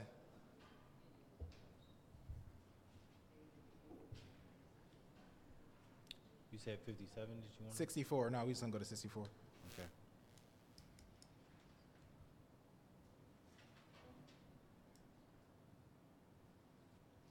And the Lord shall scatter thee among all people from the one end of the earth even unto the other, and there shall serve other gods, which neither thou nor thy fathers have known, even wood and stone. All right. So as we know, we didn't scatter all the world, and we serving other gods, wood and stone. That's where the Christmas tree came from. All the idolatry and different things like that. But jump down to verse 68 and go ahead. And the Lord shall bring thee unto Egypt again with ships, by the way of whereof I spake unto thee. Thou shalt see it no more again, and there ye shall be sold unto your enemies for bondmen and bondwomen, and no man shall buy you. So it says we're going to be scattered all over the world, in Egypt again with ships. Egypt means the house of bondage or slavery or captivity. And then it's also saying that no man shall buy you, shall receive no reparations. Now, how we know this is not literal Egypt? Because the children of Israel didn't have to get on the ship to go to Egypt, did they? They can walk. Matter of fact, when Jesus was fleeing from Herod, where did he go? He went to Egypt. They didn't get in no ship. They migrated to Egypt. So this is talking about none other than slavery. So this is basically not only black history, but black present as well. And why did all this stuff happen? I just want to re-emphasize on that. Let's go to 46 and 47. 45, go ahead. Deuteronomy 45. Yeah, you can go to the next one. I'll read it. It says, moreover, all these curses shall come upon thee and pursue thee and overtake thee till thou be destroyed, because thou hearkenest not unto the voice of the Lord thy God, to keep his commandments and his statutes which he command thee. And they shall be upon thee for a sign and for a wonder, and upon thy seed for how long? Forever. Because thou servest not the Lord thy God with joyfulness and with gladness of heart, and for the abundance of all things. So that's why it happened. That's why we presented our land, our culture, to another people with a bow because of disobedience. Now, black president, let's go to Isaiah chapter 42. We talked about this last night on Facebook Live on our conference. And we talked about that how 37% in the prison houses is us, which is the majority. But we're only 13% of this country. So how are we 13% in prison, 37% in prison, but only 13% in the land? And the Lord calls it all out. Isaiah 42 and start at verse 22. When you get there, go ahead. But this is a people robbed and spoiled. They are all of them snared in holes, and they are hid in prison houses. They are for a prey, and none delivereth, for a spoil, and none saith, restore. All right, so he's saying this is a people both robbed and spoiled. They are all of them are snare holes, and they are hid in where? Prison houses. Prison house. So who in this country are hid in prison houses more than anybody else? We are. Us. Once again, black present. And the Lord called it out. And who did this to us? Verse 23. Who among you will give ear to this? Who will hearken and hear for the time to come? Who gave Jacob for a spoil and Israel to the robbers? Mm-hmm. Did not the Lord, he against whom we have sinned? So the Lord did this. He allowed this up to happen because we were disobedient unto his word. Let's go to Malachi chapter 1 and verse 1. So now Israel got thrown in captivity all over the land. And in 70 AD, Idumea, Mount Seir, Teman, completely disappeared off history. And you can Google this. The Idumeans, they're gone. If you look up Idumea or Mount Seir in the encyclopedia, they say they disappeared in 70 AD, the same time when Jerusalem was destroyed. Why? Because they took on another identity. When we left Mount Zion, they came into Mount Zion. You guys know Herod? Herod was in charge over Jerusalem. Herod was an Idumean, meaning Herod was from Esau. So he was already ruling over the land given to the province because Rome put him there. And once Israel was out and gone, he brought his people in, thus claiming the possession. But how did the Lord feel about us and how he felt about him? Malachi chapter 1, and we're going to start at verse 1, and we're going to go ahead and start speeding this up a little bit. Go ahead. The burden of the word of the Lord to Israel by Malachi. I have loved you, saith the Lord. Yet ye say, wherein hast thou loved us? Mm-hmm. Was not Esau Jacob's brother, saith the Lord? Yet I loved Jacob. Mm-hmm. And I hated Esau, and laid his mountains and his heritage waste for the dragons of the wilderness. Mm-hmm. Whereas Edom saith, we are impoverished, but we will return and build the desolate places. Thus saith the Lord of hosts, they shall build, but I will not throw down. I will throw down. I will throw down, and they shall call them the border of wickedness, and the people against whom the Lord hath indignation forever. Mm-hmm. And your eyes shall see, and ye shall say, the Lord will be magnified from the border of Israel. All right. So how did the Lord feel about Esau? Not He said he good. hate him, right? Whoa. He said, Jacob whom I love, but Esau I hate. Esau I hate. And he said, Edom, where are impoverished, but we will return and build the desolate places. So Esau going to try to build, but the Lord going to throw down, right? Let's see when the Lord talking about, because this is future. Let's see when the Lord talking about throwing down. Let's go to Obadiah. This whole chapter is dedicated to what the Lord is going to do to the destruction of Esau. It's only one book. Wow. And that's all this book talks about.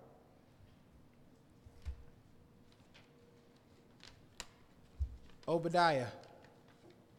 And I'm going to run through this real quick. It says, Obadiah, the vision of Obadiah, thus saith the Lord God concerning Edom. We have heard the rumor from the Lord, and an ambassador is sent among the heathen. Arise ye, and let ye rise up against her. Behold, I have made thee small among the heathen. Thou art greatly despised. The pride of thy heart hath deceived thee. Thou that dwellest in the cliffs of rock, whose habitation is high, that saith in his heart, who shall bring me down to the ground? Though thou exalt thyself as an eagle, though thou set thy nest among the stars, thence would I bring thee down, saith the Lord. Now you see what the Lord said about Esau. He said, you lifted yourself up. Your pride hath put you in the cliffs or the high places of the earth. And we know that our Jewish, so-called Jewish brothers and sisters are living the best of everything, aren't they? I mean, say that again? Exactly, for what happened, right? Yeah. Yeah. They're getting everything. I mean, what movie theaters? Who was Spielberg? Edomite, right? Walgreens. Edomite, right? Who else? Entertainment industry, the whole thing. You know, Edomites. Oil, gold, diamonds, the Rochesters, them, Edomites. Rich. Man, and they living on the pride of everything. And look what it said in verse 5. It says in verse 5, if thieves come to thee, if robbers by night, thou, oh, how thou art cut off. Would they not have stolen till they had enough? If the grape shearers cometh to thee, would they not have leave some grapes? How are things of Esau searched out? How are his hidden things sought up? Meaning, if they would have took something, if robbers come to your house, they don't take everything, do they? I mean, they can't. You still at least have your dresser drawer. You know, you still at least have the cabinets. Esau took everything. He took everything about us.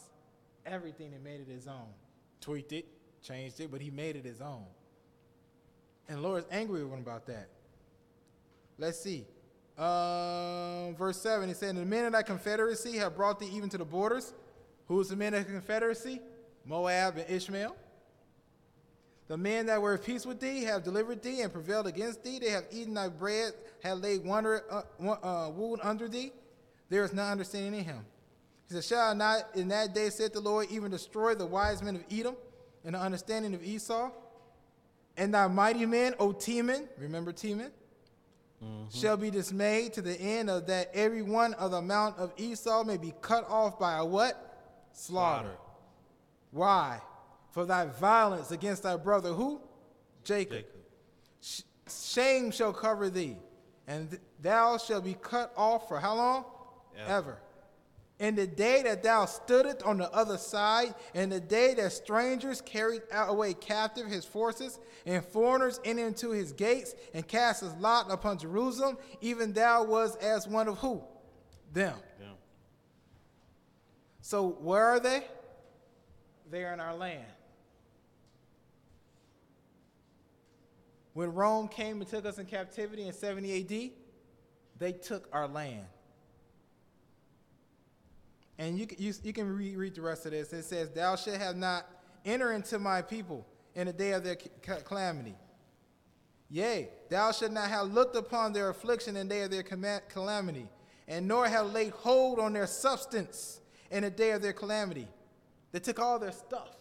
They took the temple. They took their artifacts. They took their name. They took their land. They took everything. They took all the possessions of God, because we read in Psalms 83 that the possession of God may be ours. And they got it because we sinned. We're in slavery. We're not there. So they took it. Neither should thou have stood in the crossways to cut off of his that did escape. Neither should thou have delivered up those of his that did remain in the day of their distress. For the Lord is near upon the heathen. As thou hast done, it shall be done unto thee. Thy reward shall be returned on thy own head. For ye have drunk upon my holy mountain. Where's this holy mountain? Zion. If he drunk upon his holy mountain in Zion, I mean, he's not in Mount Seir anymore. All right? So, but verse 17, but upon Mount Zion shall be deliverance, and there shall be holiness, and the house of Jacob shall possess their possessions. Meaning he's going to bring Jacob back. And you can read the rest of this on your own. Let's go to Ezekiel 35.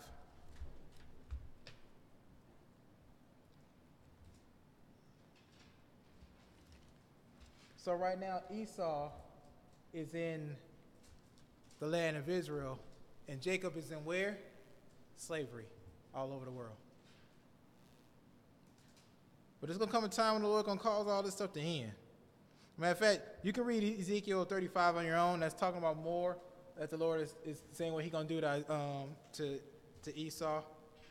Go to Revelation chapter 2. Actually, yeah, go to Revelation chapter 2. You know, it is one scripture I want to read in that because I got to make a point. I'm sorry.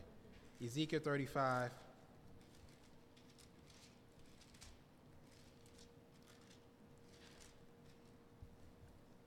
I just want to make sure. I'm going through this so thoroughly like this. I want to make sure we identify who's who and who's not. I want to make sure we identify how the Bible is telling us all this stuff before it even happened. And I want to make sure that when we say we Israel, you know why we say what we say. All right? So Psalms 35, and go ahead and read verse 1. Mm-hmm. Moreover, the word of the Lord came unto me, saying, Son of man, set thy face against Mount Seir, and prophesy against it. All right, so we're talking about Mount Seir. And read verse 6. Okay. Therefore, verse 5. Because thou hast had a perpetual hatred, and has shed the blood of the children of Israel by the force of the sword in the time of their calamity, in the time that their iniquity had an end. All right. Therefore, as I live, saith the Lord God, I will prepare thee unto blood, and blood shall pursue thee, since thou hast not hated blood. Even blood shall pursue thee. All right, so we know the atrocity that happened to our brother Esau, don't we? Yeah. In the Holocaust. Blood pursued him, didn't it? Yeah. Pursued him pretty bad. And I'm not saying that was horrible. Nobody should go through what they went through. But that don't diminish what we went through. It don't compare to that. But it still was horrible. Can you imagine putting people in gas chambers, burning them in ovens alive, and different things like that? Yeah. The Lord said, because of hatred of your brother, blood shall pursue you. And blood is pursuing them. And you know, that was horrible. I wouldn't wish that on nobody. And my hatred is not towards anybody. Even this lesson is talking about all this stuff about Esau. I'm just reading a book. I don't have nothing against him personally. At all. I wish him the best. I wish everybody the best. Because vengeance is the Lord's. If the Lord want to deal with it, let him deal with it. Go ahead, sir. I thought that Hmm? Well, the Romans would be from the Gentile bloodline, but the Esau is from Semitic bloodline. He's the same bloodline as we are. Oh, the Jews? They're Edomites. Arabs is Ishmael. Say they're Jewish now. Yes, that's Esau. Yeah.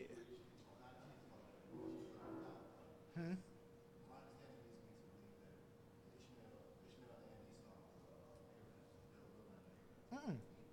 No, Isaac had Ishmael. Isaac had Esau. Abraham was the father of Ishmael.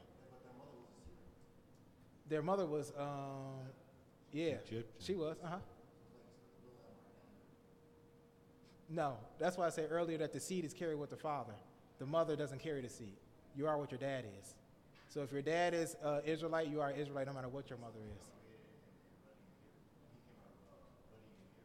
Hmm? No, yeah, but he was, his mother, Rebecca was from, right. But he's still he's still a descendant of Isaac. Okay. He can be Arab because his father wasn't Arab. It don't matter. It's what your father is. In the scripture, it's what your father is. Because his mother doesn't, when it comes to the Holy Scripture, mother doesn't count. It's only what your father is. It does. I mean, your mom. I mean, like I said, your mother DNA is in there, but your nationality is what your father is. No, because Jacob's mother was the same. They're the same mother.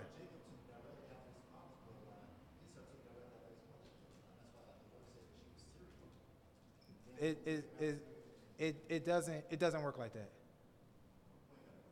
Yeah, it doesn't work like that. In the Bible, well, in science, you can have parts of your mother DNA, but your nationality is what your father is.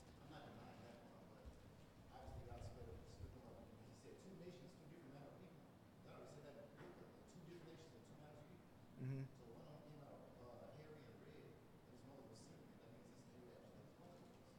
Well, now I can't. Only reason I'm saying because only reason I'm saying that I can't say he's Arab because the father of the Arabs, he's not related like that, you know, because the dad. That's what I'm saying.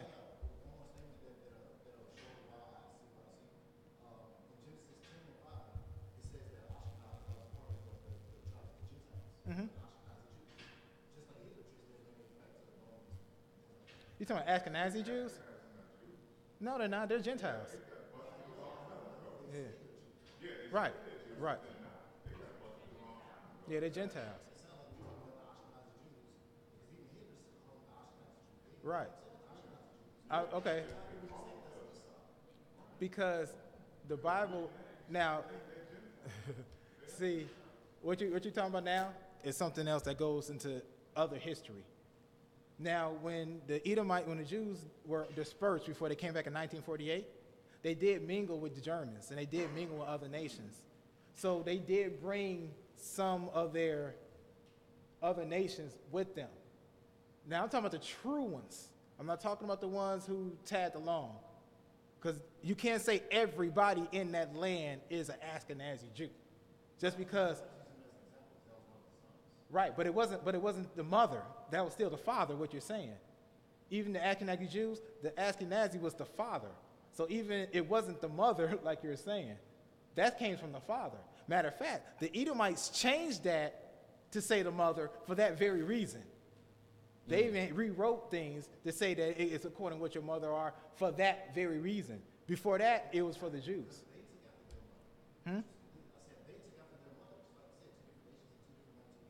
No, the reason why I did that was for political reasons, not because of history and genetic. No, the political reason was because political and spiritual are actually different, very different.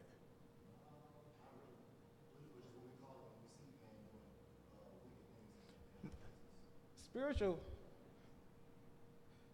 Let me explain this. Yeah. But right. Mhm.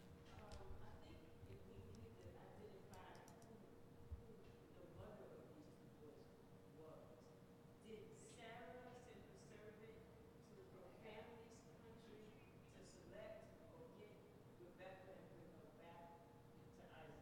Yeah, she came from Laban the Syrian. Laban the Syrian, Yes. from the land of Syria. Mm-hmm. But they weren't Arabs. Hmm? Yeah, they was family. Yeah, they was Sarah's family. So that says that she was not a stranger. She was the family. Right. But my point was she wasn't Arab, and even if she was, it don't matter because the seeds carry with the man. Abraham. That's why you genocide. When you genocide a nation, who do you kill? Man. Why? Why not kill the mother and the male? Yeah. Any nation, if you want to genocide a country, you kill men, because the mother doesn't matter. I'm just saying it don't. Oh my. Oh, that mitochondria, yes, that's passed to the daughters. Yeah, that DNA that like mitochondria Eve from 6,000 years ago. Yeah. But I'm just saying, not to say mothers don't matter. Mothers do matter. But I'm just saying, as far as nationality,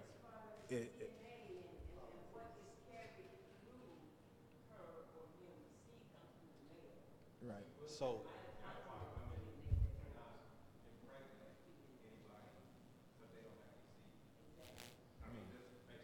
Right. I mean, it's basic science that we're talking. Yeah. oh, so it's like a seed is the soil of a man, and the woman No, is other way around. The woman's the soil. that I misinterpreted. I said the man is the seed, and the woman is the soil. Yes. Okay. Right. Yeah. Yeah. So It's just biology planting. 101. We're just farming. Go ahead, okay? sir. I'm sorry. Go ahead.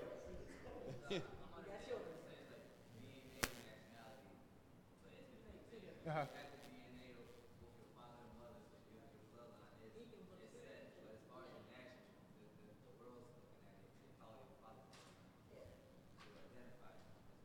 And that's honestly, and that's why I carry my father's last name, because I'm carrying his bloodline. That's why you carry your father's last name and carrying his bloodline. And that's why when a woman gets married, she's helping him carry his bloodline in a way. Go ahead. Only during this particular captivity did they say if your mother was black, you're black, or if your father was, whatever your father was black. Right. They wanted to make sure that those white men, there was parents that had relations with those slave women, that they did not count those children as white. Right. That's something new in this century. Yeah. Yeah, but I mean, this is just. I mean, honestly, this is so biology. This is biology 101. So this is. So let's get back to man. Where are we? We was in Ezekiel. Okay. So let's go to Revelation chapter 2 7. and 9. Okay.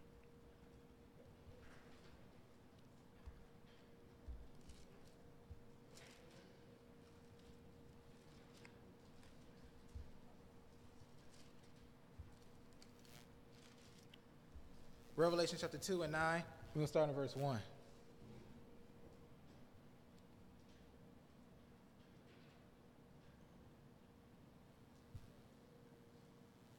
Okay.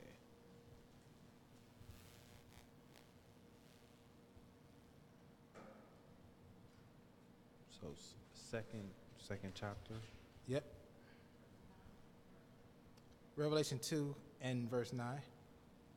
Okay. Now he's talking about both Jacob and Esau in this scripture right here. Go ahead. I know thy works and tribulation and pervert, but thou art rich. Poverty. Poverty, Yeah, I know that works in tribulation and poverty, but thou art rich. but thou art rich. Mm-hmm. And I know the blasphemy of them which say they are Jews and are not, but are the synagogue of Satan. All right.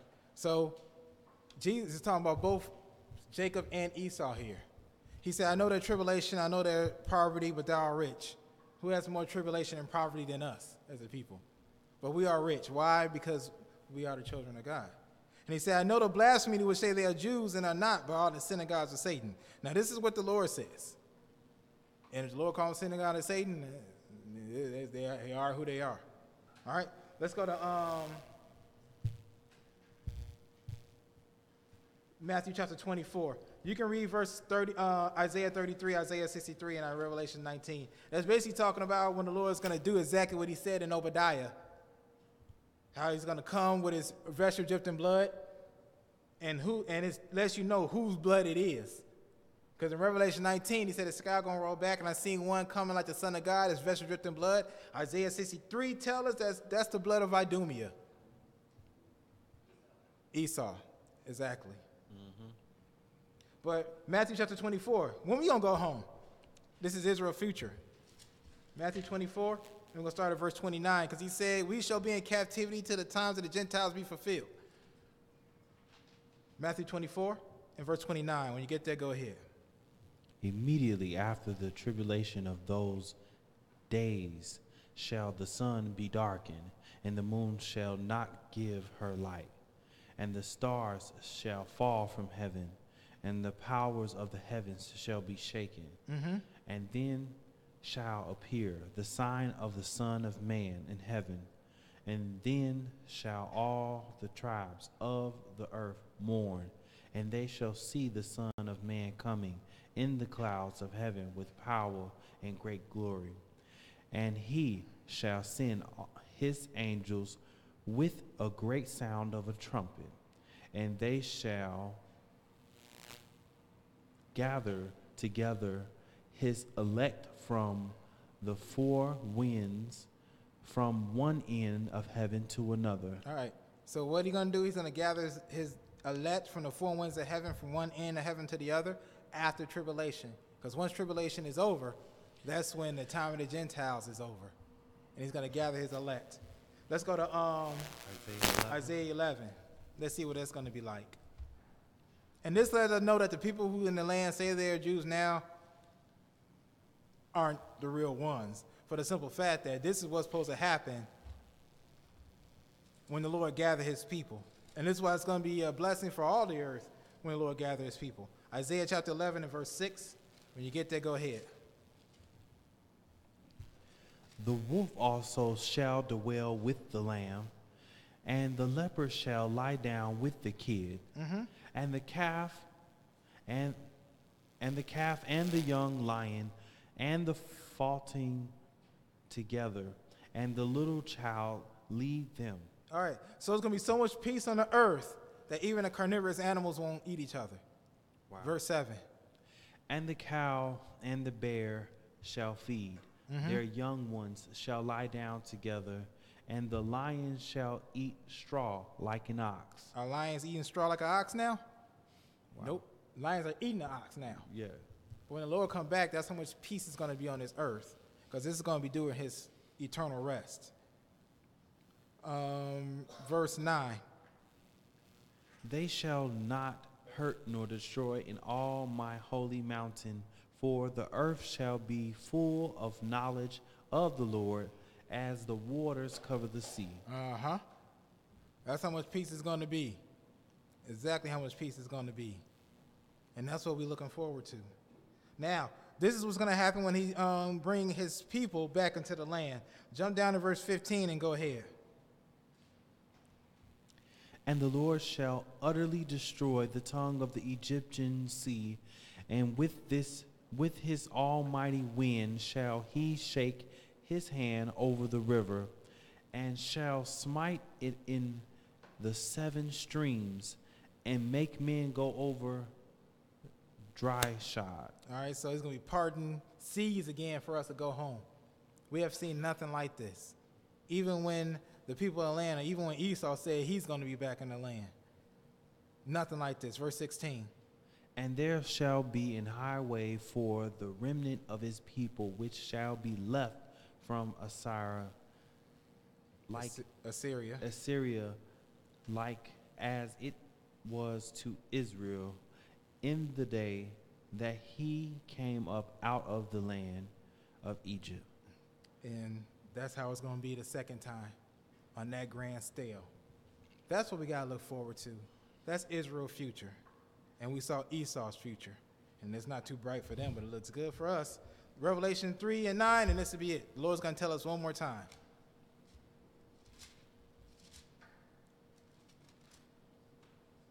When you get there, go ahead.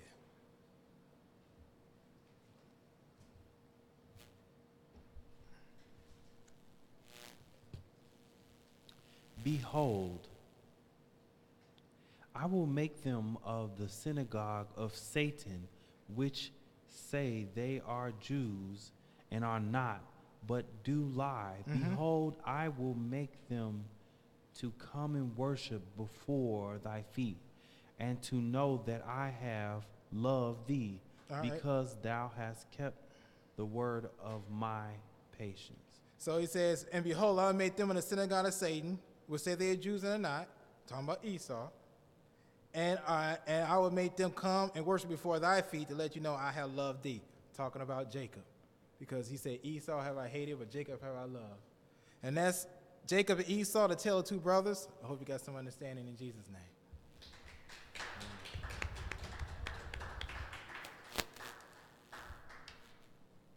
Yeah, I know that was a long lesson. We haven't had a long lesson like that in a while.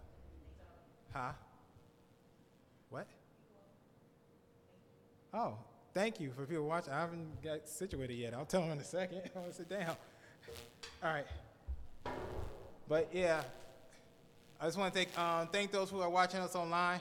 Really appreciate it. Once again, you guys can watch us on Facebook Live. You can watch us on YouTube, and we're also on Periscope. We put the links on our Facebook church page. You can check it out there. And thank you guys for tuning in, and see you guys the following, not next Sabbath, but the Sabbath after, we'll be streaming again.